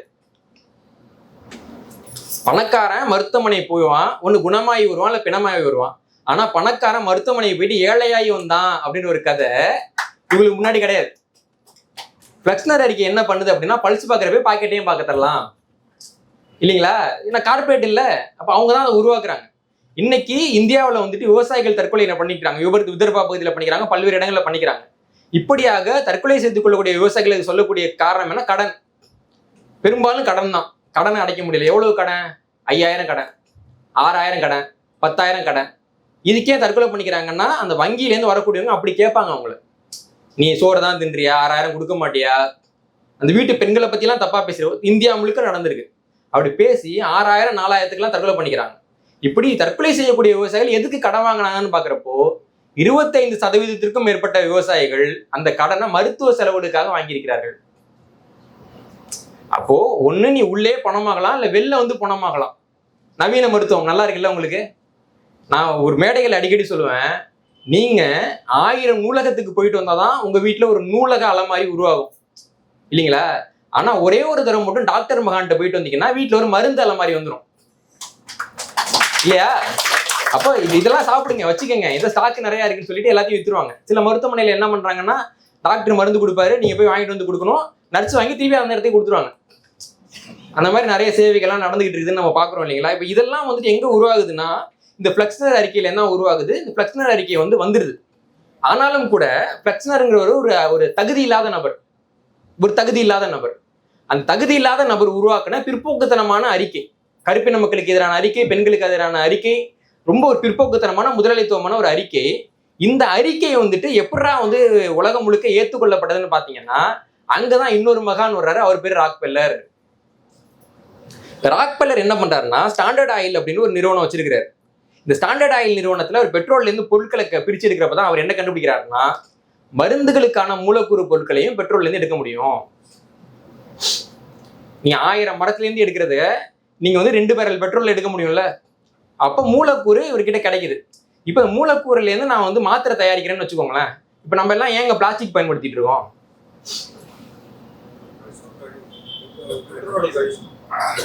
நம்ம பயன்படுத்தல, ஏன்னா அவங்களுக்கு அந்த கழிவு கொட்டுறதுக்கு வேற இடம் கிடைக்கல. ஏன் தார் ரோட்ல பயன்படுத்துறோம்? சாலை உருவாக்குறதுக்கு அவ்வளவு வழி இருக்குல்ல. ஏன் தார் சாலை? ஏன்னா பெட்ரோல்ல தார் தான் நிறைய கழிவா வரும். இது எங்க கொண்டு போய் கொட்டுறது? நம்ம தலையில தான் கொட்டணும். புரியுது இல்லைங்களா? அப்போ இதே மாதிரி அந்த மூலக்கூறும் வருது. ஆனா அந்த மூலக்கூறுகள் கிடைக்குதுன்னா உங்களுக்கு நிறைய கிடைக்கும் இல்லைங்களா? அப்போ நான் என்னால முடியும், மூலக்கூறை நிறைய எடுக்க முடியும். எடுக்கிற மூலக்கூறை நான் எங்கடா விற்கிறதுன்னு யோசிக்கிறப்ப அவர் என்ன கண்டுபிடிக்கிறாருன்னா, இதெல்லாம் மருந்துன்னு பேர் போட்டு வித்தா நல்ல விலைக்கு போகும் அப்படின்னு ராக்பெல்லர் கண்டுபிடிக்கிறார். கண்டுபிடிச்சிட்டு அவரும் நண்பரும் சேர்ந்து என்ன பண்றாங்கன்னா 1902 பொது கல்வி வாரியம் ஜெனரல் எஜுகேஷன் போர்டு அப்படின்றத ஆரம்பிக்கிறாரு. அவரோட நண்பர் பேரு ஃப்ரெட்ரிக் கேட்ஸ். 1902 பொதுக்கல்வி வாரியம் உருவாக்குறாங்க. இந்த பொதுக்கல்வி வாரியத்தினுடைய முதன்மை ஆவணம், அதாவது வந்து அக்கேஷனல் பேப்பர் நம்பர் 1ல ஃப்ரெட்ரிக் கேட்ஸ் வந்துட்டு அவருடைய நோக்கத்தை சொல்றாரு. அங்க ஒரு கல்வி முறையை உருவாக்க போறோம். எதுக்கு உருவாக்க போறோம்? அவர் சொல்றாரு, we shall not try to make these people or any of their children, இந்த மக்களையோ அவங்களுடைய எதிர்காலத்தில் வரக்கூடிய வாரிசுகளையோ into philosophers or men of learning of science. We have not rise up from among the authors, editors, poets or men of letters. We shall not search for embryo artists, painters, musicians, nor lawyers, doctors, preachers, politicians, statesmen, of whom we have an amply supply. The task we set before ourselves is very simple as well as a beautiful one, to train these people as we find them for perfectly ideal life just where they are அப்படின்றாங்க. ரொம்ப எளிமையா சொல்லணும்னா, இந்த மக்களையோ இவங்களோட குழந்தைங்களையோ நம்ம ஒன்றும் வளர்த்து தத்துவஞானி ஆக்க போறதில்ல, அல்லது அறிவியல் அறிஞர் ஆக்க போறதில்ல, அல்லது வந்துட்டு இவங்க கிட்ட இருந்து எழுத்தாளரையோ கவிஞரோ அரசியல்வாதியோ நம்ம உருவாக்க போறதில்ல. ஏன்னா அவங்க எல்லாம் ஏற்கனவே நிறைய கிடக்குறாங்க. நம்ம நோக்கம் என்னன்னா அது ரொம்ப எளிமையானது, அழகானது. இவங்க எங்க இருக்கிறாங்களோ அங்கேயே இருந்துக்கிட்டு நல்லா வாழ்ந்துக்கன்னு சொல்றதுதான் நம்ம கல்வி முறையோட நோக்கம். ரிட்டன் டாக்குமெண்ட்ல கொடுத்துருக்காங்க. இந்த முறையில தான் அவங்க வந்து எஜுகேஷன் போர்டுன்னு ஒன்று வந்து 1902 தொடங்குறாங்க. இந்த வாரியத்தை தொடங்கி இவங்க வச்சுக்கிட்டு இருக்கப்பதான் 1910 ஃபிளக்ஸ்னர் அறிக்கைன்னு ஒரு அழகான அறிக்கை வெளில வருது. அப்போ இந்த ஃபிளக்ஸ்னர் அறிக்கையை எல்லாரும் செயல்படுத்திட்டாங்கன்னா என்ன ஆகும்னா, எல்லா இடத்துலையும் பார்த்தீங்கன்னா பணக்காரன் மட்டும்தான் படிக்க முடியும், வசதி இருக்கிறவங்க மட்டும்தான் படிக்க முடியும். அப்படி பணத்துக்காக வசதிக்காக வர்றவன் அறத்தோட செயல்படுவானா? நான் உங்களுக்கு கேள்வி கேட்குறேன். ஒரு டாக்டர் இருக்கிறாரு, அவர் எம்பிபிஎஸ் வந்து பிரைவேட்ல பண்றாருன்னு வச்சுக்கோங்க, 2 கோடி. எம்டிஏ பிரைவேட்ல பண்றாரு, ஒரு 2 கோடி. தனியா ஒரு மருத்துவமனை கட்டுறாரு, 2 கோடி. அந்த மருத்துவமனைக்கு ஒரு 4-5 ஸ்கேன் மிஷின் வாங்குறாரு, ஒரு 6 கோடி. இவ்வளவு செலவு பண்ணிட்டு உங்களுக்கு சேவை பண்ணுவார்னு நினைக்கிறீங்களா? பண்ண முடியாது. ஏன்னா வர்றப்பே அவன் தலையில அவ்வளவு பெரிய கடன் இருக்கும். அவன் முடிச்சுட்டு 10 வருஷம் ஹவுஸ் சர்ஜனெல்லாம் இருந்துட்டு வர்றான். வர்றப்பே அவன் செலவு பண்ண வேண்டியது இருக்கு. இந்த கடன் கொடுக்குறவங்க சும்மா கொடுத்துருவான், அவங்களுக்கு கொடுக்க மாட்டாங்க இல்லைங்களா? சொல்லுவாங்க இன்னும் பொண்ணு எடுக்கிறப்போ இன்னொரு டாக்டரா எடுப்பாங்க. ஏன்னா பெண் மருத்துவர்களுக்கு சம்பளம் கொடுக்கக்கூடாதுன்ற ஒரு நல்ல எண்ணத்துல ஆண் டாக்டர்கள் கல்யாணம் பண்றப்ப பெண் டாக்டரா பட்டு கல்யாணம் பண்ணிட்டு இருக்காங்க. ரொம்ப முன்னேறிய சமூகம் தமிழ்நாட்டில் வந்து டாக்டர்கள் இல்லைங்களா? அப்படி கல்யாணம் பண்றப்பே கணக்கு பார்த்து கல்யாணம் பண்ற ஒரு நபர்கிட்ட நம்ம கருணை எப்படி எதிர்பார்க்க முடியும்? அப்போ இந்த நிலையை வந்துட்டு இவர் தான் உருவாக்குறாங்க. அப்போ நிர்வாகிட்டு இவர் என்ன பண்றாருன்னா, 1910 இருந்து 1930 $180 மில்லியன் தொகையை நன்கொடையா கொடுக்குறாரு. பல்வேறு கல்வி நிறுவனங்களுக்கு நன்கொடையா கொடுக்குறாரு. இன்றைய தேதியில மதிப்புல பாத்தீங்கன்னா $300 கோடியிலேருந்து $600 கோடி. ரூபாயில சொல்லணும்னா $300 கோடி வச்சுட்டா கூட அது 28,000 கோடி ரூபாய். குறைஞ்சபட்சம் 28,000 கோடி ரூபாயை ராக்பெல்லர் கல்வி நிறுவனங்களுக்கு வந்துட்டு நன்கொடையா கொடுத்துட்டு என்ன சொல்றாருன்னா, நான் நன்கொடை தர்றேன், நன்கொடை இலவசம் தான். ஆனா அந்த நன்கொடையை நீங்க வாங்கணும்னு முடிவு பண்ணிட்டீங்கன்னா அங்க இயற்கை மருத்துவமோ அல்லது நியூட்ரிஷனோ அல்லது வாழ்க்கை முறை சார்ந்த படிப்புகளோ இது ஏதாவது இருந்துச்சுன்னா அதெல்லாம் நீக்கிடணும். நீக்கிட்டு நான் நீங்க சொல்லக்கூடிய மருத்துவத்தில் கூடிய மிக முக்கியமான ஒரு தகுதி என்னன்னா, ஒவ்வொரு நோய்க்கும் ஒரு மாத்திரை, எ பில் ஃபார் எவ்ரி இல் அப்படிங்கிற முறையின் அடிப்படையில் நீங்க மருத்துவத்தை தொடங்குனீங்கன்னா நான் உங்களுக்கு நிறைய நிதி கொடுப்பேன்னு சொல்றாரு. அதனால தான் ராக்ஃபெல்லர் வந்துட்டு உண்மையாக நவீன மருத்துவத்துறையின் தந்தைன்னு அழைக்கப்படுறாரு. ராக்ஃபெல்லர் உருவாக்கிய ஆண்ட்ரூ கார்னகி முன்மொழிந்த ஒரு முறை தான் இன்னைக்கு உலகம் முழுக்க இருக்கக்கூடிய ஒரு முறையா இருக்கு. இந்த முறையில என்னங்க சிக்கல்? இப்ப ராக்ஃபெல்லர் சொல்லிட்டு போறாரு, அவர் வந்து இவ்வளவு காசு கொடுத்து மக்கள்லாம் நலமா இருக்கணும்னு ஒரு முறையை ஆரம்பிச்சிருக்கிறாரு. நல்ல முன்னாடி எல்லாம் பாத்தீங்கன்னா மருத்துவர் வந்துட்டு ஒரு கூரை வீட்டுல உட்காந்துருப்பாரு. நம்ம வந்துட்டு பார்த்தோம்னா ஒரு தடுக்க எடுத்து போட்டு உட்காரணும். இப்ப நம்ம ஹாஸ்பிட்டலுக்கு போறோம், ஏசி போட்டிருக்கிறாங்க, லைட்டு போட்டிருக்கிறாங்க, நர்ஸ் வந்துட்டு உள்ள வாங்க அப்படின்னு ரொம்ப அன்போட வாங்க வாங்க நாங்க இருக்கோம் அப்படின்னு கூப்பிடுறாங்க. எல்லா ரூம்லயும் ஏசி போட்டிருக்கிறாங்க. நல்லா தானங்க இருக்குது கார்பரேட் மருத்துவம். இதுல என்னங்க குறைஞ்சு போச்சுன்னு உங்களுக்கு ஒரு கேள்வி வரலாம். இதுல சிக்கல் என்ன அப்படின்னா, நம்ம நோய்க்கு மருந்து கொடுக்குறப்போ அதோடைய முதல் கட்டமே நோய் நாடி, நோய் முதல் நாடி. இப்போ ஒரு நபருக்கு வந்துட்டு சொத்தப்பல் இருக்குன்னு வச்சுக்கோங்களேன். இந்த சொத்தப்பல் விட்டா இருதய நோயா மாறிடும். சொத்தப்பல் இருக்கிற சில பேருக்கு இருதயத்துல சிம்டம்ஸ் வச்சுன்னா சொத்தப்பல் அடைச்சா போதும் ஒரு பொழைச்சிடுவாரு. ஆனா சொத்தப்பல் இருக்கிற ஒரு நபர் கேட்டக்க உங்களுக்கு இருதயத்துல தான் பிரச்சனை, இருதயத்துல அறுவை சிகிச்சை பண்ணணும்னு சொன்னா இருதயத்துல அறுவை சிகிச்சை பண்ணலாம், அதனால பொழைப்பாரா? இல்லைங்களா? அப்ப என்னன்னா ஹாஸ்பிட்டல் பொழைக்கும் இல்லைங்களா? ஒரு பேஷண்ட் வந்துட்டு டாக்டர் வந்துட்டு பார்த்து கேட்கிறாரு, டாக்டர் இந்த ஆப்ரேஷனுக்கு அப்புறம் இப்போ நான் பொழைப்பேனா அதெல்லாம் தெரியாதுங்க, நான் அப்படிதான் பொழைச்சிக்கிட்டு இருக்கேன் இல்லைங்களா? இதான் உண்மை. ஒரு பெரிய ஒரு மூத்த ஒரு மெடிக்கல் ஜெர்னலிஸ்ட் ஒருத்தவர், அவர் வந்து ஹாஸ்பிட்டலில் அட்மிட் பண்ணுறாங்க. பண்ணோன்னா டாக்டர் வந்து வேகமாக வராரு, வந்து இங்கே பாருங்க நான் கண்டுபிடிச்சிட்டேன்னா 6 நாள் தான் நீங்கள் உயிரோட இருப்பீங்க, அதுக்கு மேலே நீங்கள் இருக்கிறது ரொம்ப கடினம், நீங்கள் சாகிறதுக்கு நான் உங்களை அடுத்து உங்களை ஐசியூவில் அட்மிட் பண்ண போகிறோம், 6 நாள் உங்களை பார்த்துக்க போகிறோம், நீங்கள் சாகிறதுக்கு முன்னாடி யார்ட்டையாவது பேசலான்னு இருக்கீங்களா? நான் ஆமாங்கன்றார். யார்கிட்ட? உங்கள் மனைவி கிட்டக்கா, உங்கள் அம்மா கிட்டக்கா, உங்கள் குழந்தைகிட்ட? இல்லைங்க, ஒரு நல்ல டாக்டர்கிட்ட பேசலான்னு இருக்கேன். அப்போது டாக்டருங்க வந்துட்டு சொல்கிறது அப்படியே வேதவாக்கா எடுக்கணும்னு இல்லை இல்லைங்களா? அப்படி இருக்கிறப்போ இவங்க என்ன பண்ணுறாங்கன்னா, அந்த நோய் முதல் நாடிங்கிற ஒரு விஷயத்தை வந்து தூக்கி போட்டுட்டு ஒரு நபர் வந்துட்டு வாடிக்கையாளராக பார்க்குறது. ஒருத்தர் வர்றாரு, அவர் சுகர் மாத்திரை வாடிக்கையாளர். அப்போ சுகர் மாத்திரை போட்டு சுகர் குணமாயிட்டுனா அப்படி வாடிக்கையாளராக அவங்களுக்கு இருப்பாரு. மாத்திரைன்னா என்னங்க, குணப்படுத்தினா தானங்க மாத்திரை. இப்போ தலைவலி மாத்திரைன்னு ஒன்று போடுறேன் நல்லா இருக்கு, அடுத்து போடலைன்னா எனக்கு தலைவலிக்க ஆரம்பிக்குதுன்னா என்ன மாத்திரை? பேர் தலைவலி மாத்திரை, மாத்திரை தலைவலி அது பேர் இல்லைங்களா? அப்போ இன்னைக்கு நமக்கு கூடிய மருந்தெல்லாம் எப்படி இருக்கு? அந்த மருந்து போட்டு உங்களுக்கு குணமாவதா யாருக்காவது?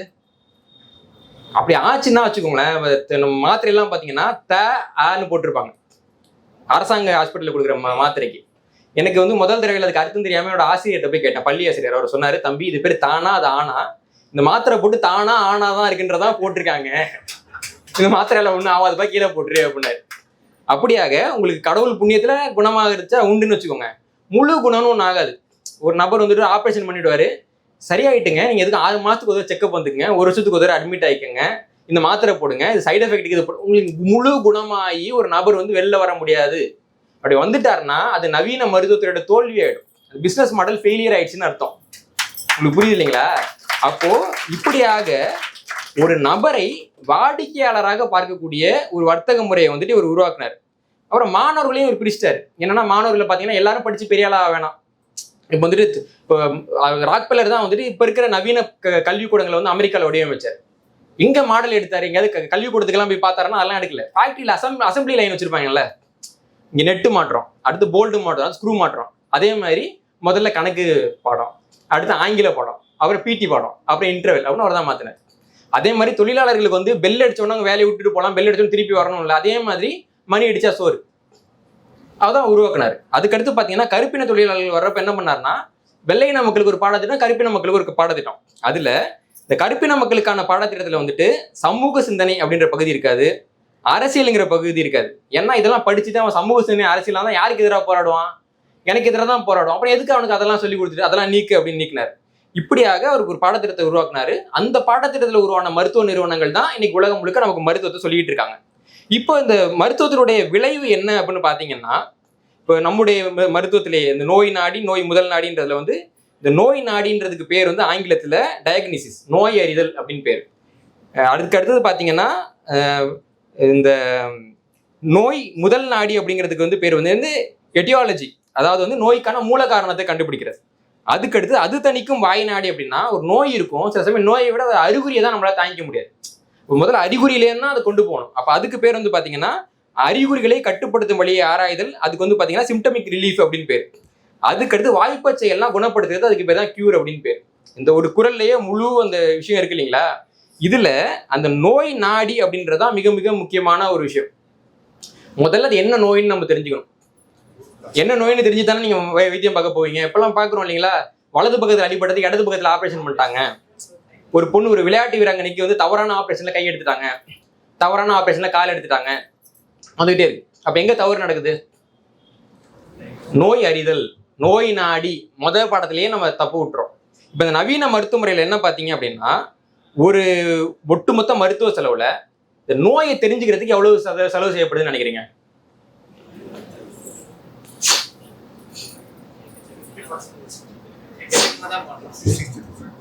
எவ்வளவு இருக்கும்?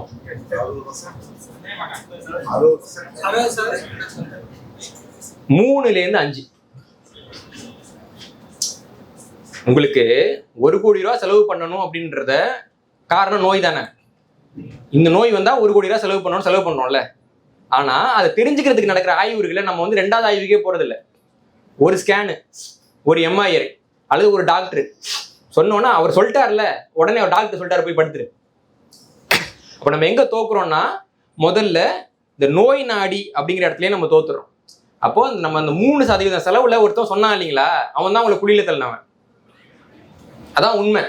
அப்ப நோய் நாடிலே கோட்டை விட்டோம்னா எப்படி நம்ம உருப்பிடுறது? நீங்க லட்சக்கணக்கில் உடம்புக்கு செலவு பண்றோம் இல்லைங்களா, இந்த நோய் தான் எனக்கு இருக்குன்னு உறுதி பண்றதுக்கு நம்ம எவ்வளவு செலவு பண்றோம்? அப்போ நீங்க போறப்போ இந்த நோய் தான் உங்களுக்கு சொல்றதுக்கு அதிகமா காசு கொடுக்க மாட்டாங்க, அதை சொல்லிடுவாங்க. ஏன்னா அதுக்கப்புறம் தானே நீங்க வந்து கஸ்டமரா மாறுறீங்க இல்லைங்களா, சொல்லி மஞ்சள் தண்ணி தெளிச்சு அனுப்பிடுவாங்க. இது வந்து நவீன மருத்துவத்தில் கூடிய ஒரு பெரிய பிரச்சனை. இது போக பார்த்தீங்கன்னா இந்த மருந்து எப்படி உருவாகுது அப்படின்றது ஒரு பெரிய கதை இருக்கு. ஒரு மருந்து வந்து பார்த்தீங்கன்னா ஒரு மூலக்கூறாக தான் எடுப்பாங்க. ஒவ்வொரு ஆண்டுக்கு வந்துட்டு ஒரு 20,000 30,000 மூலக்கூறு எடுக்கிறாங்கன்னு வச்சுக்கோங்களேன். அந்த 20,000 30,000 அதை வந்துட்டு ஆய்வகத்திலேயே ஆய்வு பண்ணி இது மருந்தா மாறுமான்னு அவங்க எடுக்கிறப்ப பார்த்தீங்கன்னா ஒரு 15-20 மூலக்கூறு தான் மருந்தா மாறும் அப்படின்னு அனுப்புவாங்க. அந்த 15-20 மூலக்கூறுல முதல்ல விலங்கு வழி ஆய்வுன்னு ஒன்று நடக்கும். விலங்கு வழி ஆய்வுன்னா ஒன்றும் கிடையாது, இந்த எலி மேலெல்லாம் ஆய்வு பண்ணுவாங்க இல்லைங்களா, அதான் விலங்கு வழி ஆய்வுன்றது. முதல்ல பார்த்தீங்கன்னா ஒரு மருந்தை வந்துட்டு ஒரு எலிக்கு கொடுத்து எவ்வளவு கொடுத்தா சாவுதுன்னு பார்ப்பாங்க. அதுக்கு பேர் லீதல் டோஸ், எல்டி அப்படின்னு சொல்லுவாங்க. அதுக்கு அடுத்தது இந்த லீதல் டோஸ்ல 50%. ஒன்று விஷம் தான், 2 கிராம் கொடுத்தா எலி செத்துருதுன்னா 1 கிராம் கொடுத்தா அந்த எலி சாகாது. அதுக்கு பேர் LD50ன்னு பேர். அதை கண்டுபிடிப்பாங்க. இதை கண்டுபிடிக்கிறதுக்கு அடிமையாக 100கணக்கான எலி செத்து போயிடும். அதுக்கு பின்னாடி எஃபெக்டிவ் டோஸும்பாங்க. என்னன்னா இந்த எலிக்கு ஒரு பிரச்சனை இருக்கு, நான் மருந்து கொடுக்குறேன், எந்த டோஸ் கொடுத்தா அது சரியா போகுது, 1 கிராம் மருந்துல சரியா போகுது, அப்ப அது 50% எடுத்துக்கு 1/2 கிராம் மருந்து. இதுக்கு பேர் வந்து எஃபெக்டிவ் டோஸ், ED அப்படின்னு பேர். இது ரெண்டையும் கண்டுபிடிச்சு அந்த மருந்து எவ்வளவு கொடுத்தா சாவாங்க சாக மாட்டாங்க ஒரு கணக்கு எடுத்துப்பாங்க.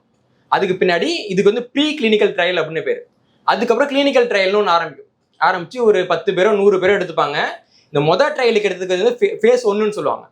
இதுக்கு எடுக்கக்கூடிய நபர்கள் வந்து ஆரோக்கியமான நபர்களாக இருக்கணும். ஏன்னா ஏற்கனவே நோய் இருக்கக்கூடிய நபருக்கு கொடுத்து சோதனை பண்ணோம்னா அது எந்த மாதிரி இருக்குன்னு தெரியாது. ஏன்னா இப்போ மருந்து வேலை பார்க்குதானே அவங்க பார்க்கல, மருந்து மனுஷ உடம்புக்கு எடுக்குதான்னு தான் பார்க்குறாங்க. அப்போ சாதாரணமாக இருக்கக்கூடிய நபர்கள், ஆரோக்கியமான நபர்கள் தான் தேர்ந்தெடுப்பாங்க.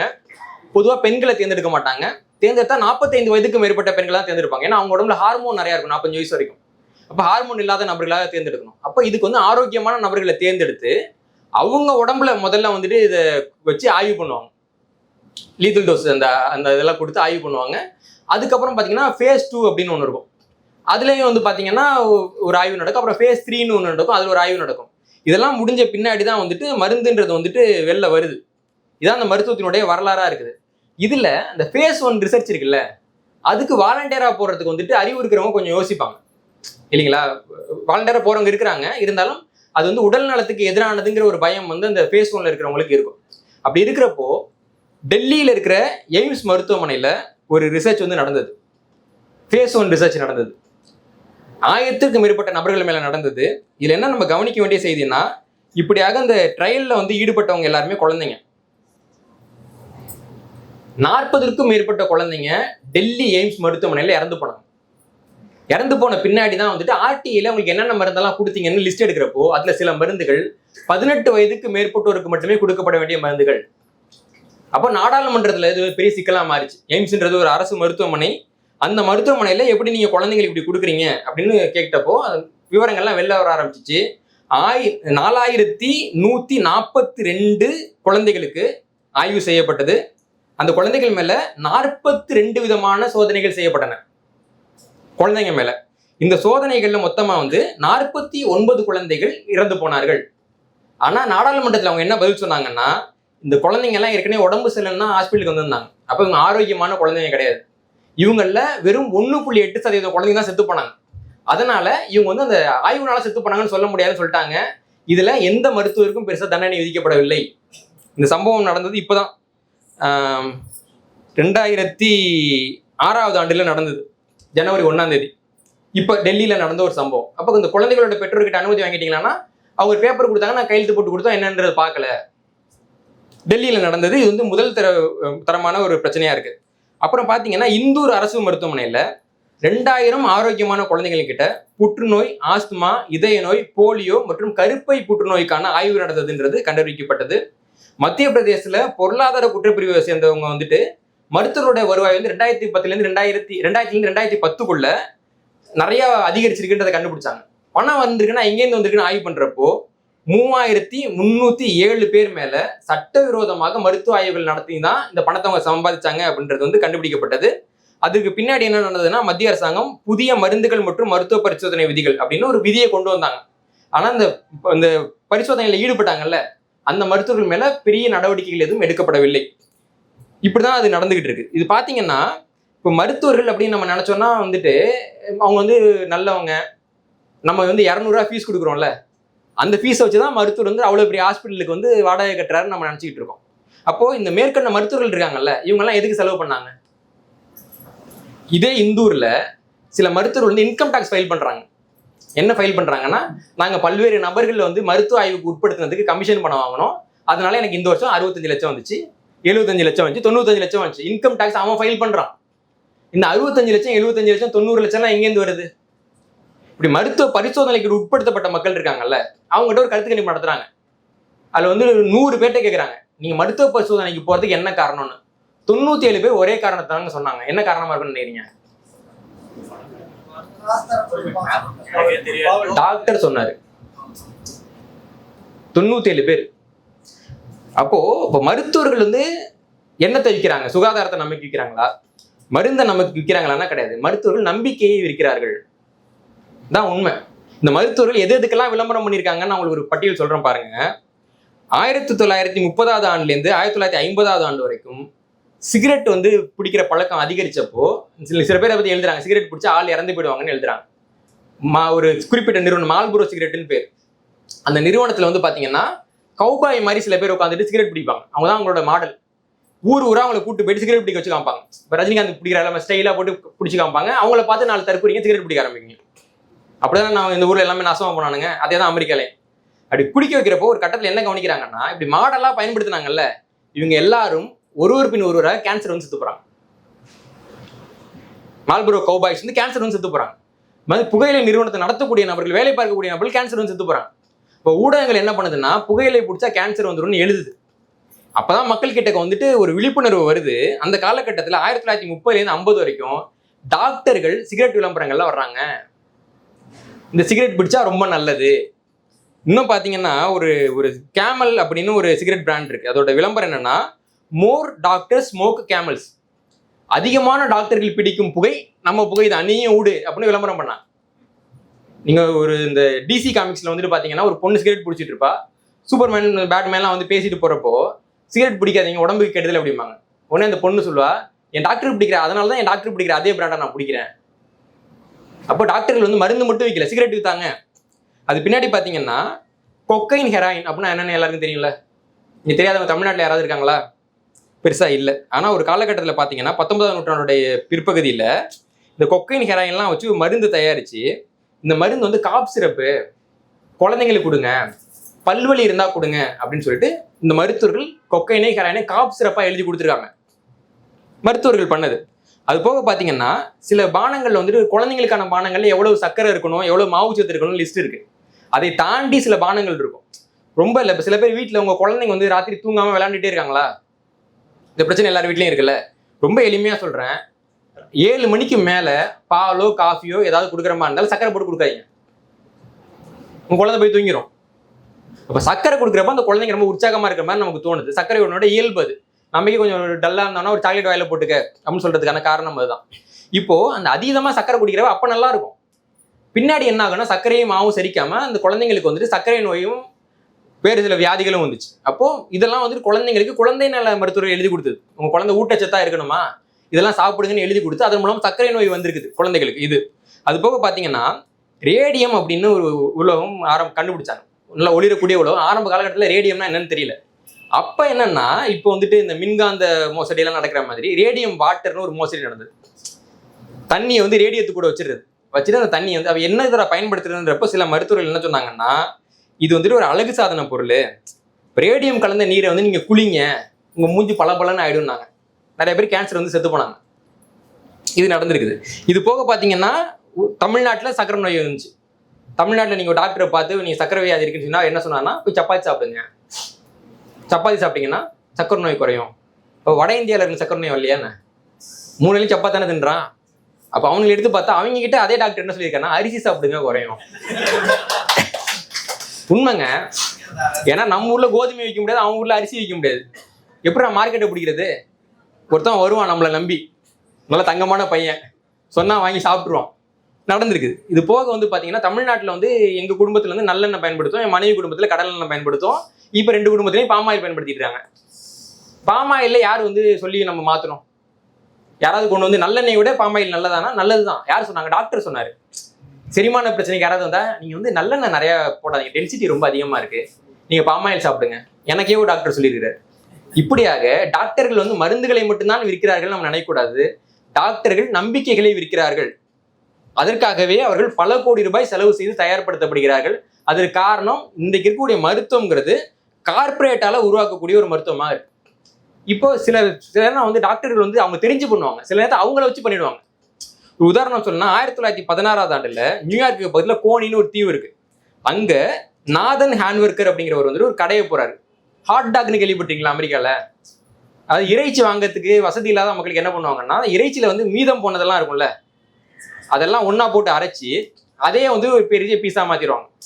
அதுக்கு பேர் ஹாட் டாக்னு பேர். கேட்கறதுக்கே சில பேருக்கு ஒரு மாதிரி இருக்கு இல்லைங்களா? இதை மனுஷன் வாயில திணிச்சாவான். இவர் வந்து என்ன பண்ணாருன்னா, இந்த நாதன் வந்துட்டு ஹாட் டாக் கடை ஒன்று போடுறாரு. ஹாட் டாக்கோட விலை வந்து வெறும் 5 சென்ட் தான், ரொம்ப மலிவு. ஆனா மக்கள் வாங்கி சாப்பிட்றதுக்கு யோசிக்கிறாங்க. 5 சென்ட்டுக்கு ஒரு உணவுப் பொருளை விற்க முடியுமா? அதுவும் அசைவத்தை வேற விற்கிறேன்றாங்க, இது நல்லா இருக்குமா அப்படின்னு யோசிக்கிறப்போ அவர் என்ன யோசிக்கிறாருன்னா, சரி மக்கள் ரொம்ப பயப்படுறாங்கன்னு சொல்லிட்டு அதுக்கு பக்கத்திலே வந்து ஒரு ஹாஸ்பிட்டல் இருக்கு. அந்த ஹாஸ்பிட்டல் இருக்கக்கூடிய டாக்டர் ட்ரெஸ், நர்ஸ் ட்ரெஸ் எல்லாம் வாங்கி கொஞ்சம் துணை நடிகர்லாம் கூப்பிட்டு இதெல்லாம் போட்டு வந்து என் கடையில் உட்காந்து சாப்பிடுன்றாரு. மக்கள் அந்த பக்கம் போறாங்க. ஒரு டாக்டர் செலஸ்கோப்போட வந்து ஹாட் டாக் சாப்பிட்டு இருக்காரு. அடுத்த நாள் போறாங்க, ஒரு நர்ஸ் வந்து எனக்கு இன்னொரு ஹாட் டாக் கொடு அப்படின்னு கேட்கறாங்க. மக்கள் என்ன நம்புறாங்கன்னா ஆரோக்கியமானது போல இருக்கு அப்படி நம்பி அந்த கடை வந்துட்டு அந்த இடத்துலயே ரொம்ப பிரபலமான கடையா, நாதன்ஸ் ஃபேமஸ்னு ஒரு பெரிய கடையா மாறிச்சு. இவ்வளவு பேர் சாப்பிட்றாங்களே. அதுக்கப்புறம் என்னாச்சுன்னா உண்மையான டாக்டர் நர்ஸ் வந்து சாப்பிட ஆரம்பிச்சாங்க. இப்படியாக இந்த மருத்துவர்கள் மேல வைக்கக்கூடிய அந்த நம்பிக்கை இருக்குல்ல, அதீத நம்பிக்கை, மூடத்தனமான நம்பிக்கை, அடிப்படை இல்லாத நம்பிக்கை, வரலாற்று அறிவு இல்லாத நம்பிக்கை, இந்த நம்பிக்கை மனிதர்களுக்கு ஒரு மாபெரும் தீங்கை அழைச்சிக்கிட்டு இருக்கு.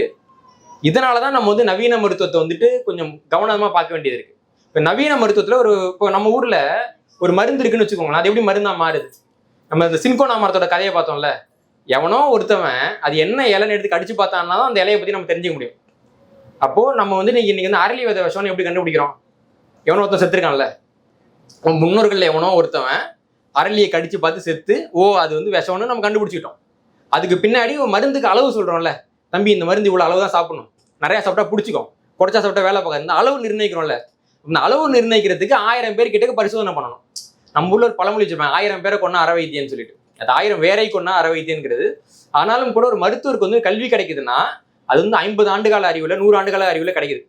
இவங்க வேதியியல்ல ஒரு மூலக்கூறை கண்டுபிடிக்கிறாங்க, அடுத்த 20 வருஷத்துல அந்த மருந்துன்னு வந்ததுங்க. அப்ப 20 வருஷத்துக்குள்ள அவங்க பண்றதுதான் ஒட்டுமொத்த ரிசர்ச் இல்லைங்களா? இப்ப சில மருந்து இருக்கு, அது வந்து அடுத்த தலைமுறைக்கு விளைவை ஏற்படுத்துன்னு வச்சுக்கோங்களேன். அடுத்த தலைமுறைனா 30 வருஷம். இப்ப இது விளைவை ஏற்படுத்தா இல்லையா நம்மள கண்டுபிடிக்க முடியுமா? முடியாது. ஒரு மூலக்கூறை மருந்தா மாத்துறதுக்கு எவ்வளவு செலவாகும்னு நினைக்கிறீங்க? 11,000 கோடியிலேருந்து 22,000 கோடி சராசரியா. ஒரு மூலக்கூறை எத்தனை வருஷம் ஆகும்? 20 வருஷம் ஆகும். இப்போ நான் மூலக்கூறை கண்டுபிடிக்கிறேன் அப்படின்னா 30,000 மூலக்கூறு கண்டுபிடிப்பேன். அதுல 5 மூலக்கூறு தான் மருந்தா வரும், 20 வருஷம் கழிச்சு தான் வரும். வர்றப்போ அந்த மருந்து தலையில ஒவ்வொரு மருந்து தலையிலையும் 22,000 கோடி ரூபாய் இருக்கும். இப்போ அது போக நான் 30,000 மூலக்கூறை வச்சு ஆய்வு பண்ணல, அதுல நஷ்டமாச்சு இல்லை, அந்த காசு எங்க போகும்? அதுவும் இந்த மருந்து மேல தான் வரும். இதுக்கு பின்னாடி இந்த மூலக்கூறை நான் கண்டுபிடிச்சிட்டேன், இது கவர்மெண்ட் கிட்ட நான் அப்ளை பண்ணி பேட்டர்ன்லாம் வாங்கணும்ல, அப்பதானே விற்க விடுவாங்க. அப்ப அந்த செலவு எங்க போகும்? இப்ப இந்த மருந்தை நான் கண்டுபிடிச்சிட்டேன், கண்டுபிடிச்ச மருந்தை ஒரு டாக்டர்கிட்ட கொடுத்தா சும்மா கொண்டு போய் கொடுத்துருவாரா? டாக்டர் எவ்வளவு நல்லவரும் இவ்வளவு நேரம் பார்த்தோம்ல இல்லைங்களா? ஒரு ஸ்டடியில சொல்றாங்க, இந்த மருந்து உருவாகிறப்பயே வந்து பாத்தீங்கன்னா அந்த அந்த பெருநிறுவனங்கள் தான் அந்த மருத்துவத்துறை ஆய்வுல இருக்க டாக்டர்கள்ட்டே பணம் கொடுக்குதுன்னு நிறைய ரிசர்ச் இருக்கு. அப்படி இருக்கிறப்போ ஒரு டாக்டர்கிட்ட போய் மருந்து கொடுத்து இந்த மருந்து இருக்குங்க, இதை கொடுத்தா உங்களுக்கு குணமாயிடுன்னு சொன்னா முதல் வேலையா அந்த டாக்டர் வந்து மருந்து அழிச்சிருவாரு. ஏன்னா அவருக்கு வேலை இல்லாம போயிடும். யோசிச்சு பாருங்க, ஒரு சுகர் பேஷண்ட் வர்றாங்க, ஒரு மாத்திரையை வாயில போடுறாங்க, நாளைல இருந்து குணமாயிட்டு டாக்டர் எங்க போவாரு? பக்கத்துல புதுசா கிளினிக் கட்டிட்டு இருக்காரு, பையனுக்கு பொண்ணு பார்த்துட்டு இருக்காரு, இவ்வளவு பேருக்கு சம்பளம் கொடுக்கணும். உங்களுக்கு சிக்கல் புரியுது இல்லைங்களா? அப்போ என்னன்னா இதெல்லாம் சேர்ந்து ஒரு மருந்து விற்கிறப்போ ஒரு புது மருந்து 50,000 கோடி ரூபாய்க்கு மேல பணத்தை எடுத்துச்சுன்னா தான் லாபமே வரும். இதுல ஒரு சின்ன நல்ல விஷயம் என்னன்னா, ஜென்ரிக் மெடிசன் சொல்லுவாங்க. 20 ஆண்டு ஒரு நிறுவனத்துக்கு நாங்க வந்துட்டு காப்பிரைட் கொடுத்துருக்கோம். 20 ஆண்டா அந்த நிறுவனம் வந்து அந்த மருந்தை உற்பத்தி பண்ணிக்கிட்டே இருக்குன்னு வச்சுக்கோங்களேன். 21வது ஆண்டுல அந்த காப்பிரைட் முடிஞ்சிடும். அப்ப இன்னொரு நிறுவனம் வந்து ஒரு புது மருந்தை உருவாக்கி அதே முறையில, ஏன்னா காப்பிரைட் முடிஞ்ச முறை இல்லைங்களா, உருவாக்கி ஏற்கனவே இருக்கிற மருந்தோட ஒரு 80% இது வந்து பொருந்தி போகுது, சரியா இருக்குன்னு நிரூபிச்சுட்டாங்கனாலே அந்த புது மருந்துக்கு வந்து காப்புரிமை கொடுத்துருவாங்க. இது காப்புரிமை சட்டத்தில் இருக்கக்கூடியது. அப்ப இப்படி வரக்கூடிய மருந்து தான் நம்ம ஜென்ரிக் மருந்து அப்படின்னு சொல்றோம். 2 நாள் முன்னாடி பாத்தீங்கன்னா அமெரிக்காவை சேர்ந்து விக்டோரியாங்கிற ஒரு பெண், அவங்க வந்து உடம்பு சரியில்லைன்னு ஒரு டாக்டர்கிட்ட போய் மருந்து கேட்கறாங்க. டாக்டர் எழுதி கொடுக்குறாரு. மெடிக்கல் ஷாப்புக்கு போனா அந்த மருந்தோட விலை $1000. கேட்டாலும் இன்னைக்கு இது 95,000 ரூபான்னு சொல்றாங்க. அவங்க கிட்ட காசு இல்லை. உடனே வந்துட்டு அவங்களுடைய இன்சூரன்ஸ் அப்ளை பண்றப்ப இன்சூரன்ஸ் என்ன சொல்லுதுன்னா, இந்த நோய்க்கு இவ்வளவு செலவுக்கு மருந்து வாங்கக்கூடாது, நாங்க வந்து அலோவ் பண்ண மாட்டோம்ன்றாங்க. அப்ப இன்னொரு டாக்டர் கிட்ட அவங்க கன்சல்டிங் போறப்ப அவர் என்ன சொல்றாருன்னா, அப்ப நீங்க வந்துட்டு அமெரிக்காவில் மருந்து வாங்காதீங்க, இந்த மருந்தை நீங்க கனடால இருக்கிற மருத்துவத்தை கேட்டு பாருங்கன்றாங்க. அப்ப கனடால இருக்க மருத்துவத்தை கேட்கிறப்ப அந்த கனடா மருத்துவர் இந்தியாவை சேர்ந்த ஒரு நிறுவனத்துக்கிட்ட அதே மருந்தோட ஜென்ரிக் மருந்தை வாங்குறாரு. அந்த மருந்தோட விலை வெறும் $25. அப்ப $25 அந்த மருந்து தயாரிக்கிறதுக்கான செலவுன்னு வச்சுக்கோங்களேன். $25 போக மிச்சம் இருக்கக்கூடிய $975 எதுக்கு அப்படின்னு பாத்தீங்கன்னா, இவர் ஆரம்பத்துல இருந்து 20 வருஷமா உழைச்சார்ல, அதுக்கு நீங்க கொடுக்கக்கூடிய நன்கொடை. சரியா? அப்ப அந்த $25 மருந்து எல்லாம் வாங்க வேண்டியது தானே அப்படின்னா, நமக்கு தான் ஒரு நல்ல பழக்கம் இருக்கே, எது நிறைய விளம்பரம் போடுறாங்களோ அதானே போய் வாங்குவோம் இல்லைங்களா? நமக்கு தேவை வந்துட்டு கைராசி டாக்டர், கைராசி மருந்து. அப்ப என்ன, நம்மளே வந்து விலை கொடுத்து வாங்க வேண்டியது. இது போக இன்னும் சில சிக்கல்கள் இருக்கு. என்னன்னா, இப்போ ஒரு நிறுவனம் இருக்கு, 20 வருஷமா ஒரு மருந்தை வச்சு வித்துட்டு இருக்கான். திடீர்னு காப்புரிமை போறப்ப என்ன பண்ணுவான், அவனுக்கு புது மருந்து வேணும் இல்லைங்களா? அப்போ ஏற்கனவே இருக்கக்கூடிய மருந்தை வந்து கொஞ்சம் மாடிஃபை பண்ணி, அப்போ இந்த 20 ஆண்டுக்குள்ளதான் அவங்க அந்த காசை மொத்தமா எடுத்தாகணும். அப்ப என்ன பண்ணுவாங்கன்னா, அதுக்கு 2 விதமான விஷயத்த பண்றாங்க. ஒண்ணு, நோயாளிகளை அதிகரிப்பது, இல்ல அப்படின்னா நோயை உருவாக்குறது. அது எப்படிங்க நோயாளிகளை அதிகரிப்பாங்க? நான் கேட்கிறேன், 1977க்கு முன்னாடி ஒருத்தருக்கு சக்கரை நோய்னு எப்படி சொல்லுவாங்க? காலைல சாப்பிடாம வாங்க, ஒரு பிளட் டெஸ்ட் எடுத்து பார்த்துருவோம். எடுத்து பார்த்துட்டு அவங்க ரத்தத்துல சக்கரை வந்துட்டு 140 mg அல்லது அதற்கு மேல இருந்துச்சுன்னா தான் 1977 வரைக்கும் அவர் சர்க்கரை நோயாளி. இப்ப நீங்க வந்து சர்க்கரைக்கு டெஸ்ட் எடுக்க போனீங்கன்னா 126 mg இருந்துச்சுனாலே நீங்க சர்க்கரை நோயாளி. 100 mg இருந்துச்சுன்னா என்ன சொல்றாங்கன்னா, நீங்க எதிர்கால சர்க்கரை நோயாளி சொல்றாங்க. நீங்க வந்துட்டு பாத்தீங்கன்னா பொட்டன்ஷியலி, அதனால நீங்க வந்து இதுல இருந்து மருந்து சாப்பிட ஆரம்பிங்க. இது எதிர்காலத்துல சர்க்கரை நோய் வரக்கூடியவங்கன்றத எதுக்கு கணிச்சாங்கன்னா, வராம தடுக்கிறதுக்கு. 100 இருந்துச்சுன்னா வந்துடும். அப்போ நல்ல டாக்டர்னா என்ன சொல்லணும்னா, உணவு பழக்கத்தை வந்து மாத்திக்கங்க, நேரத்துக்கு தூங்குங்க, உடற்பயிற்சி பண்ணுங்கன்னு சொல்லணும். ஆனா பெரும்பாலான மருத்துவர்கள் என்ன சொல்றாங்கன்னா, இந்த மாத்திரையை சாப்பிடுங்க, அடுத்த வருஷம் அட்மிஷனுக்கு இந்த வருஷம் போட்டுருங்க, நல்ல நாளா போட்டு பண்ணிக்க வேண்டியது தானே. இப்போ என்னன்னா, இந்த நோய்களே சில வித்தியாசம் இருக்கு. சில நோய் வந்து வெளில சொல்றது வந்துட்டு அவமானம், சில நோயை வெளில சொல்றது பெருமை. எனக்கு சுகர் வந்துருக்கு தெரியுமா அப்படி ரொம்ப சந்தோஷமாவும் சொல்லுவாங்க. நடக்குதுங்க. இதே வந்து வெயில்ல நடந்து கொஞ்சம் கருப்பாயிட்டேன்னு வச்சுக்கோங்களேன், ஐயோ கருப்பாயிட்டு இந்த மூஞ்சி வெளில எங்க காமிக்கிறதுன்னு தெரியலன்றாங்க. ஐரோப்பாவுக்கு போய் பார்த்தீங்கன்னா அத்தனை பேர் வெயில்ல படுத்திருக்கான், டான் ஆயிட்டம் பாரு, பெருமையா காமிச்சுக்கிறான். நம்ம ஊர்ல என்னன்னா, வெயில்ல போய் மூஞ்சி கருத்துட்டுனா அது அவமானம். சக்கரை நோய் வந்துட்டுனா ரொம்ப சந்தோஷம். எனக்கு சக்கரை நோய் வந்துட்டு 3 man in a boat அப்படின்னு ஒரு கதை இருக்கும். அந்த கதையில பாத்தீங்கன்னா 2 பேரும் உட்காந்துருப்பாங்க. ஒருத்தர் நோயா சொல்லிட்டே இருப்பாரு, எனக்கு பிபி இருக்கு பாரு, இன்னொருத்தர் அப்பாடா எனக்கும் பிபி இருக்கு, எனக்கு சுகர் இருக்கு, அப்பாடா எனக்கும் சுகர் இருக்கு. ஒரு நோய் சொல்லுவாரு, அந்த நோய் பேரே புரியாது, சுச்சோ இந்த நோய் நமக்கு இல்லையே அப்படின்னு வருத்தப்பட ஆரம்பிச்சிருக்காரு. பணக்காரனுக்கு இருக்கிற நோய் நமக்கு இல்லையே இல்லைங்களா? இப்ப நம்ம எல்லாம் சம்பாதிக்கிறோம்னு வச்சுக்கோங்களேன், நீங்க 1 கோடி சம்பாதிச்சு வைங்க, அந்த 1 கோடியில 10 லட்சம் உங்க பையனுக்கு முழுசா போய் சேர்ந்துட்டு உங்களால உறுதியா சொல்ல முடியுமா? சொல்ல முடியாது இல்லைங்களா? ஆனா நீங்க சேர்த்து வைக்க சக்கரை இருக்குல்ல, அது போறதுக்கு 50% வாய்ப்பு இருக்கு. அப்ப நம்ம அடுத்த தலைமுறைக்கு வைக்கக்கூடிய செல்வம் என்ன? உடல் நலம். ஆனா நம்ம எந்த செல்வத்து மேல கவனம் செலுத்துறோம்? பணத்து மேல கவனம் செலுத்துறோம். இது காரணம் என்னன்னா, இந்த உளவியல் கட்டமைப்பு. இப்படியாக ஒரு பவுண்டரி இருக்குன்னு வச்சுக்கோங்களேன், அந்த பவுண்டரியை தூக்கி முன்னாடி வச்சிருது.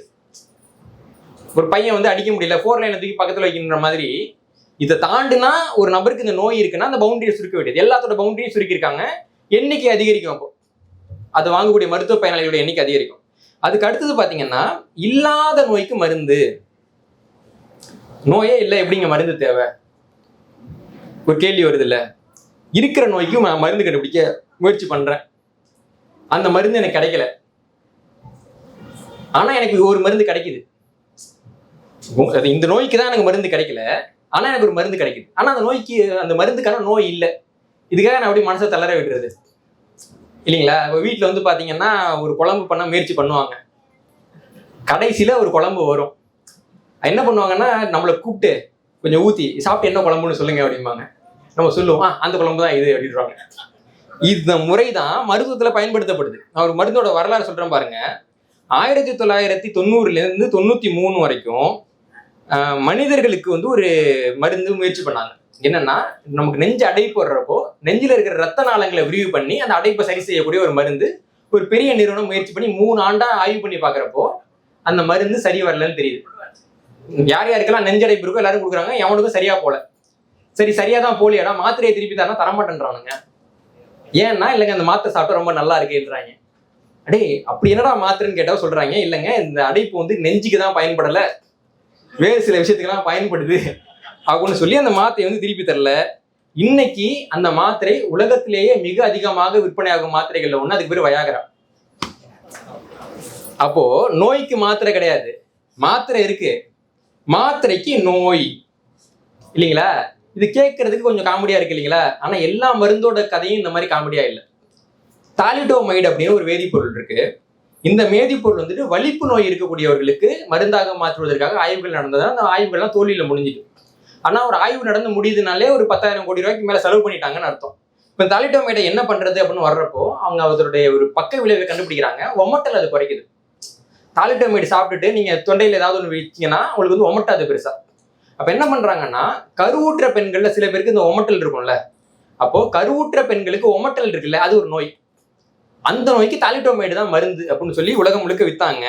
இதுல சிறப்பு என்னன்னா, 46 நாடுகளை சேர்ந்த கருவுற்ற பெண்கள் இந்த மருந்தை சாப்பிட்டப்போ அவங்களுக்கு குழந்தைங்க கையும் காலும் சரியாக வளராமல் சின்ன கை சின்ன காலோட பிறந்தன. அப்படி பிறந்த 5000 குழந்தைகள்ல 2000 குழந்தைகள் தங்கள் முதல் பிறந்த நாளை கொண்டாடவில்லை. கூகுள் பண்ணி பாருங்க, தாலிடோமைடுன்னு போட்டு பாருங்க. ஒரு புது நோய்க்கு புது மருந்து.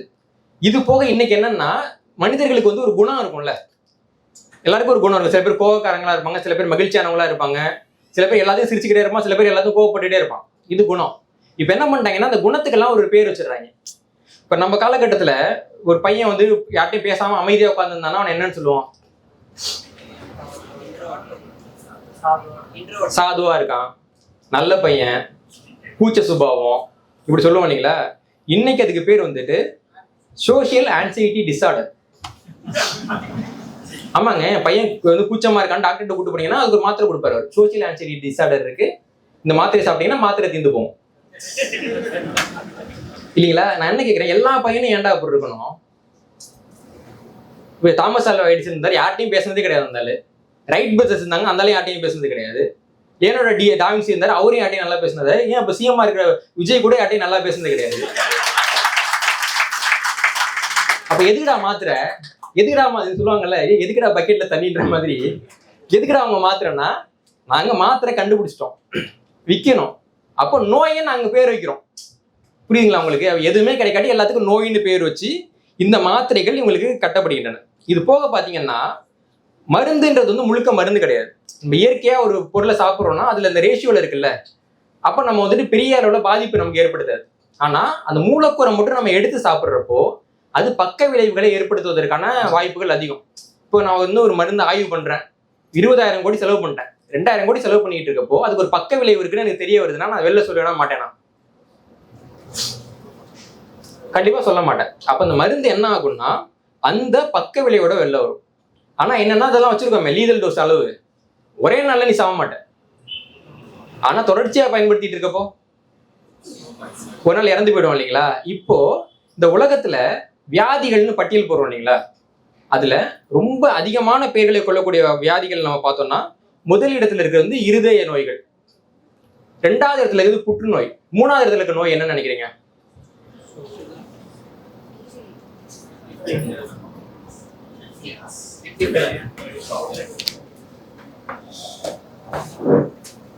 மூணாவது இடத்துல இருக்க நோய்க்கு பேரு wrong medicine and side effect. நான் சொல்லலைங்க, அமெரிக்காவில் ஃபார்மகோ விஜிலன்ஸ் சங்கம்னு ஒன்று இருக்கு, American society of pharmacovigilance, ASP அப்படின்னு சொல்லுவாங்க. அவங்க டேட்டாவில் அவங்க கொடுத்துருக்குறாங்க, அமெரிக்காவில் அதிக மரணங்களை ஏற்படுத்திய காரணங்கள்னு பார்க்குறப்போ முதல் இடத்துல இருக்கிறது இருதய நோய், 2வது இடத்துல இருக்கிறது வந்துட்டு புற்றுநோய், 3வது இடத்துல இருக்கிறது வந்துட்டு இந்த மாதிரி மருந்துகளினுடைய தவறான பயன்பாடு மற்றும் பக்க விளைவு. 4வது இடத்துல தான் வந்து பாத்தீங்கன்னா அந்த பக்கவாதம் மாதிரியான மற்ற காரணிகள்லாம் 4வது 5வது இடத்துல தள்ளி இருக்கிறாங்க. ஒரு 5 ஆண்டுக்கு முன்னாடி பாத்தீங்கன்னா இது 6வது இடத்துல இருந்த காரணம், அப்புறம் 5வது இடத்துக்கு வந்தது, 4வது இடத்துக்கு வந்தது, இன்னைக்கு 3வது இடத்துக்கு வந்திருக்கு. எதிர்காலத்துல இந்த உலகத்தில் அதிகமான இறப்புகளை வந்து உருவாக்க போறது நோய்கள் கிடையாது, மருந்துகள். இன்னைக்கு அதான் உண்மை. ஏன்னா இன்னைக்கு மருந்துன்றது உங்கள் நோயை குணப்படுத்தணும்னே நான் உருவாக்கலையே. இப்ப சைடு எஃபெக்ட்ல குணமானதான் உண்டு நீங்கெல்லாம் தான் உண்மை இல்லைங்களா?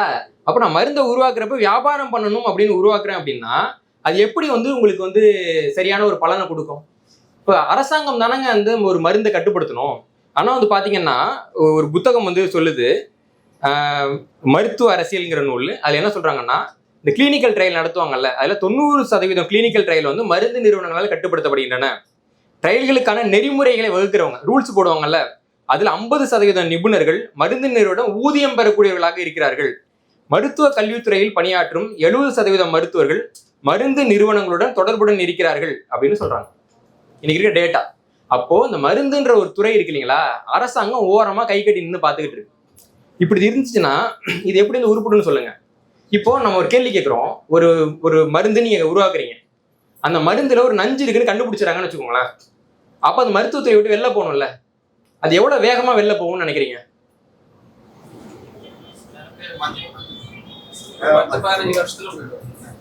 நான் ஒரு சம்பவம் சொல்றேன் பாருங்க. 1998வது வருஷம் ஹரியானா மாநிலத்துல 2 மாதம் முதல் 6 வயது இருக்கக்கூடிய 33 குழந்தைங்க திடீர்னு லிவர் ஃபெயிலியரா இறந்து போறாங்க. நடக்கிறப்போ அந்த மாநில அரசாங்கம் என்ன பண்ணுதுன்னா, என்ன ஆச்சு உங்களுக்குன்னு ஆய்வு பண்றப்போ அவங்களுக்கெல்லாம் சின்ன உடல்நல குறைபாடு, லேசான ஜுரம், வயிற்றுப்போக்கு இருந்துச்சுன்னு கண்டுபிடிக்கிறாங்க. அதை பத்தி ஆய்வு பண்ணிட்டே இருக்கிறப்ப என்ன நடக்குதுன்னா, ஹைத்தின்னு ஒரு தீவு இருக்கு, ஒரு சின்ன தீவு. இந்த தீவு நாட்டில் என்ன ஆகுதுன்னா, குழந்தைங்களுக்கு வந்துட்டு டைஎத்திலின் கிளைகால்ங்கிற ஒரு வேதிப்பொருள் வந்துட்டு கொடுத்துட்டாங்க. அதன் மூலமா அந்த குழந்தைங்க இறந்து போயிட்டாங்கன்னு ஒரு செய்தி வருது. அந்த குழந்தைங்க எதுக்கு என்ன நடந்ததுன்னா, அவங்களுக்கும் இதே மாதிரி லேசான ஜுரம், வயிற்றுப்போக்கு, டாக்டர்கிட்ட போயிருக்காங்க. டாக்டர் வந்து பாராசிட்டமல் கொடுத்துருக்காரு. பாராசிட்டமல் கூட அந்த டைஎத்திலின் கிளைகால் இருந்திருக்கு. அப்போ இவங்க வந்து ஆய்வை மாத்துறாங்க ஹைத்தியை பார்த்துட்டு. ஏன் இந்த மருந்துல வந்துட்டு அப்படி இருக்கக்கூடாதுன்னு அவங்க ஆய்வு பண்றப்போ இறந்து போன அந்த 33 சிறுவர்களும் 3 வெவ்வேறு நிறுவனங்கள் உருவாக்கிய டைஎத்திலின் கிளைகால் கலந்த பாராசிட்டமல் மருந்தை சாப்பிட்டவங்கன்னு கண்டுபிடிக்கப்பட்டது. இது நடந்தது வந்துட்டு 1998வது ஆண்டுல நடந்தது. இதுல என்னன்னா, அந்த டைஎத்திலின் கிளைகால்னு ஒண்ணு இருக்குல்ல, அது விஷம்ன்றது வந்துட்டு புது செய்தி கிடையாது. இந்த உலகத்திலேயே ரொம்ப பிரபலமான விஷத்துல ஒண்ணு டைஎத்திலின் கிளைகால். 1937வது வருஷத்துல அமெரிக்காவில் துல்சான்ற நகர்ல சல்ஃபானிலமைடு அப்படிங்கிற ஒரு மருந்து பொருளை வந்து கொடுக்குறாங்க. 107 பேர் வந்து இறந்து போனாங்க. அதுல பெரும்பாலானவர்கள் குழந்தைகள். இவங்க இறந்ததுக்கு காரணம் அந்த சல்ஃபானிலமைடுன்ற வேதிப்பொருள் கூடவே கலக்கப்பட்ட டைஎத்திலின் கிளைகால். இந்த சம்பவத்துக்கு பிறகுதான் FDA அமெரிக்காவில் உருவாக்கப்படுது. அமெரிக்காவில் உணவு மற்றும் மருந்து கட்டுப்பாட்டு அமைப்பு உருவாக காரணமாக இருந்த அந்த விஷத்தோட பேரு டைஎத்திலின் கிளைகால். அந்த மருந்து 1998வது ஆண்டுல இந்தியாவில் விற்கப்பட்டு 33 பேரை கொள்ளுது. இது பத்தின ஒரு கமிஷன் போட்டு ஆய்வு பண்றப்ப என்ன கண்டுபிடிக்கிறாங்கன்னா, அதே மருந்து 1986வது ஆண்டுல மும்பையில விற்கப்பட்டு சில பேர் இறந்து போனாங்க. ஆனா அந்த செய்தி பெருசா வராம பாதுகாக்கப்பட்டதுன்றது கண்டுபிடிக்கிறாங்க. இது எல்லாத்துக்கும் மேல ஒண்ணு சொல்றேன். கடந்த ஆண்டு 2025வது ஆண்டு செய்தி பார்க்குற பழக்கம் இருக்கிறவங்களுக்கு தெரியும், காஞ்சிபுரம் மாவட்டத்துல ஸ்ரீசன் பார்மசூட்டிகல்ஸ் அப்படின்ற ஒரு நிறுவனம் வந்துட்டு கோல்ட்ரிஃப் அப்படின்ற ஒரு இருமல் சளிக்கான மருந்தை கொடுத்தாங்க. அந்த மருந்தை சாப்பிட்டு மத்திய பிரதேசம் மற்றும் ராஜஸ்தான்ல 20க்கும் மேற்பட்ட 5 வயதிற்கு உட்பட்ட குழந்தைங்க இறந்து போனாங்க. தமிழ்நாடு அரசாங்கம் அந்த இடத்த உடனே மூடினாங்க. அந்த இடத்த வந்து ஆய்வு செஞ்ச ட்ரக் இன்ஸ்பெக்டர்கள் 2 பேர் வந்துட்டு பணி இடைநீக்கம் செய்யப்பட்டார்கள்னு பாக்குறோம். இந்த கோல்ட்ரிப் மருந்து இருக்குல்ல, இதை சாப்பிட்டு 20 குழந்தைங்க இறந்து போனாங்கல்ல, இந்த கோல்ட்ரிப் மருந்துல என்ன இருந்தது? அதே டைஎத்திலின் கிளைகால். 1937வது வருஷத்துல உலகமே பார்க்க அவ்வளவு பேரை கொன்ன ஒரு மருந்தையே போன வருஷம் வரைக்கும் நம்மளால ஒழிக்க முடியலங்க. ஒவ்வொரு வருஷமும் நிறைய மருந்து வருது, குணப்படுத்தும். சரி, ஏதாவது ஒண்ணு இந்த மாதிரி தப்பா போச்சு, அதை எப்படி நம்ம ஒழிக்க போறோம்? இந்திய அரசாங்கம் பாத்தீங்கன்னா கடந்த சில ஆண்டுகள்ல மட்டும் 500க்கும் மேற்பட்ட மருந்துகள் தடை பண்ணியிருக்கிறாங்க. இந்த மருந்துகள் எல்லாமே ஏற்கனவே பல்வேறு நாடுகளிலே தடை செய்யப்பட்டவை. ஆனா இந்தியாவில் நல்லா அமோகமா விற்பனை ஆகிட்டு இருந்துச்சு. இப்ப தடை பண்ணியிருக்கிறாங்க. இந்த ஜூன் மாசம் 20ஆம் தேதி கூட 16 மருந்துகளை தடை பண்ணியிருக்கிறாங்க. இன்னமும் கூட இந்தியாவில் வெளிநாடுகளில் தடை செய்யப்பட்ட நூற்றுக்கணக்கான மருந்துகள் விற்பனையாகி கொண்டே இருக்கின்றன. இதான் இன்னைக்கு இருக்கக்கூடிய நிலவரம். அப்போ ஆங்கில மருத்துவம் அப்படின்னா நம்ம மருத்துவத்தை குறை சொல்லல இல்லைங்களா, அவங்க கண்டுபிடிச்சிக்கலாம் எல்லாம் சரி. ஆனா அந்த மருத்துவத்தை நடத்தக்கூடியவர்கள் யார்? அந்த மருத்துவத்துக்கு பின்னாடி இருக்கக்கூடிய அரசியல் என்ன? இந்த மருத்துவத்துக்கு பின்னாடி இருக்கக்கூடிய பொருளாதாரம் என்ன? நீ நம்ம மருந்துன்னு சாப்பிட்றதே அமெரிக்கால தடை பண்றான். நீ நம்ம மருந்துன்னு சாப்பிட்றதுக்கு பின்னாடி இருக்கக்கூடிய இந்த சாதக பாதகங்கள் என்ன? நான் என்ன உங்களை வந்துட்டு படிக்காதீங்கன்னு சொல்ல, நான் படிங்க. இப்ப நான் சொன்ன எல்லாமே உங்களுக்கு கூகுள்ல இருக்கு, விக்கிபீடியால இருக்குது. ஏஐ கிட்ட கேட்டா கூட காரி துப்பும் இல்லைங்களா? கேளுங்க, ஒவ்வொரு மருந்து பேரையும் போட்டு கேளுங்க. அந்த மருந்து எப்படி இருக்குது, எப்படி வந்தது, எப்படி தடை செய்யப்பட்டது. ஒவ்வொரு அந்த தடை செய்யப்பட்ட 500 மருந்தும் இப்ப தடை செய்யப்பட்ட 16 மருந்தும் பொதுமக்களால வாங்கப்பட்டவை தானே. இப்ப இந்த மருந்துகள்லாம் ஏதாவது ஒரு மருத்துவர் வந்து பரிந்துரை பண்ணியிருப்பார்ல, அவங்க மேல எடுக்கப்பட்ட நடவடிக்கை என்ன? மத்திய பிரதேசத்துல இந்தூர்ல மனநலம் பாதிக்கப்பட்டவங்க மேல ஒரு மருத்துவ பரிசோதனை நடத்தப்பட்டதுங்க. மனநலம் பாதிக்கப்பட்டவங்க கன்சென்டோட பண்ணணும்னு சொல்லவே முடியாது. மனநலம் பாதிக்கப்பட்டவர்கள் மேல மருத்துவ பரிசோதனை நடத்தப்பட்டது. 20க்கும் மேற்பட்ட மருத்துவர்கள் கைது செய்யப்பட்டார்கள். அவங்களுக்கு விதிக்கப்பட்ட தண்டனை என்னன்னா ஆளுக்கு 5000 ரூபாய் அபராதம்.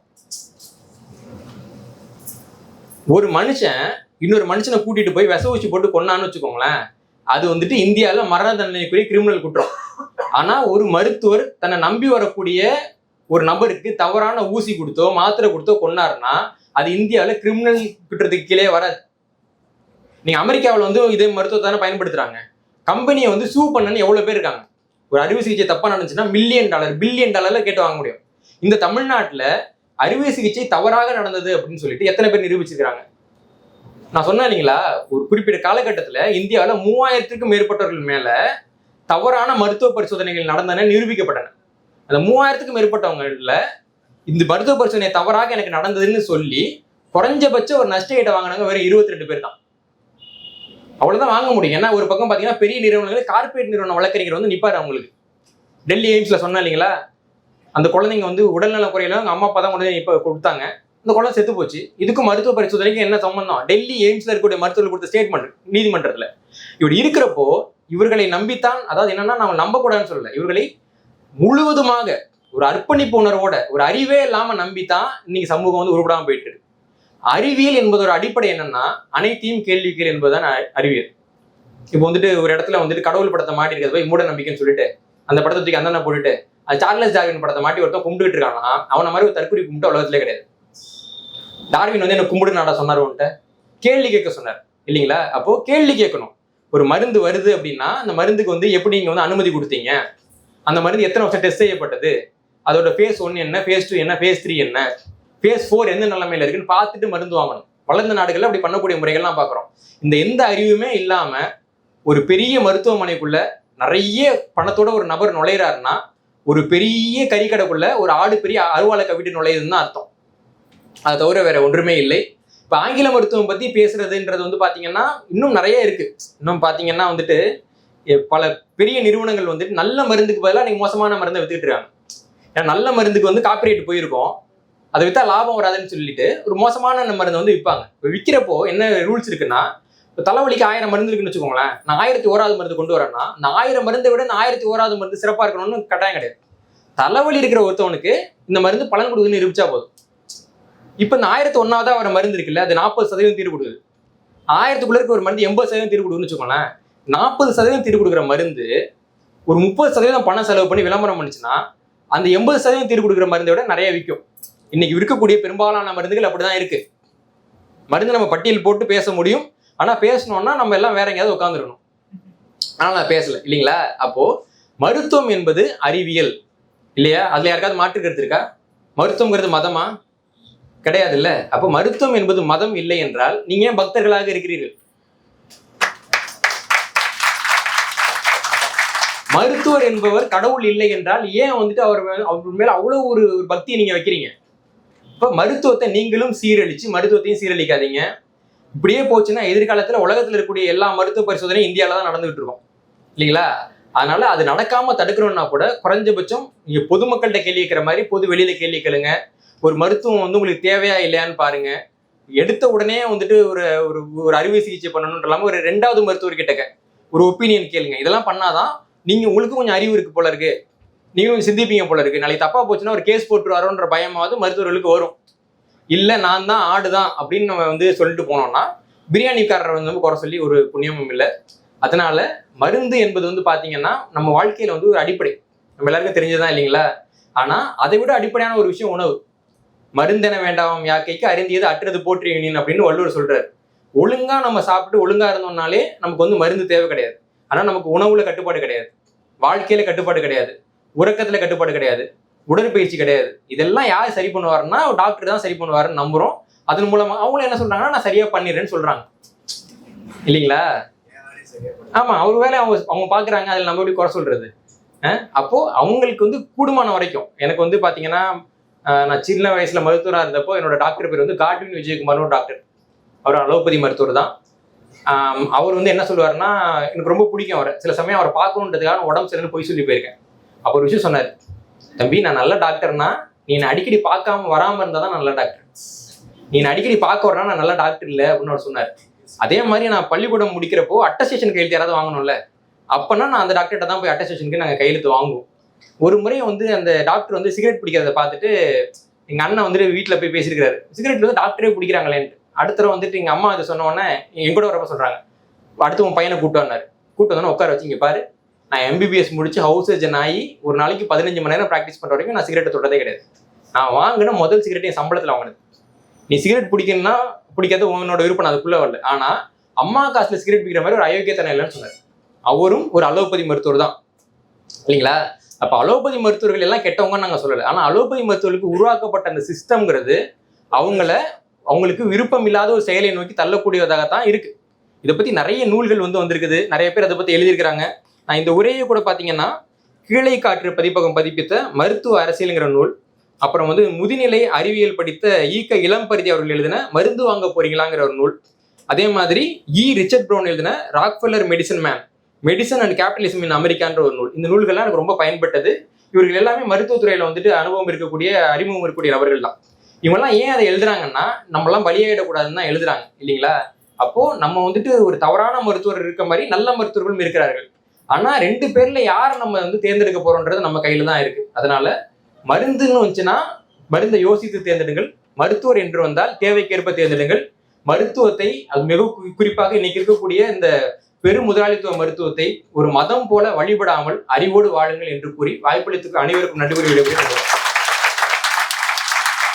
நீங்களும் மர்ம சிகிச்சையாளராக டிப்ளமா இன் வர்மா தெரப்பி மற்றும் அனைத்து தீராத வியாதிகளுக்கு மருத்துவம் சிகிச்சை பெற தொடர்பு கொள்ளவும் 6382857668. தமிழ் சித்தரியல் குருகுலம் மற்றும் அறக்கட்டளை. பாரிசாலன், மன்னர் மன்னன், மணியரசன் ஐயா, சித்தர் மூங்கிலடிகளார் போன்ற தலைச்சிறந்த ஆளுமைகள் பங்கு பெற்ற மாபெரும் சித்த மருத்துவ கருத்தரங்கம் நமது சென்னையில். இதோடைய முழு நிகழ்வையும் பார்க்க கீழே இருக்கிற பிளேலிஸ்டை பார்க்கவும். இந்த நிகழ்வை முன்னெடுத்தது தமிழ் சித்தரியல் அறக்கட்டளைக்கு உங்கள் ஆதரவை தாருங்கள்.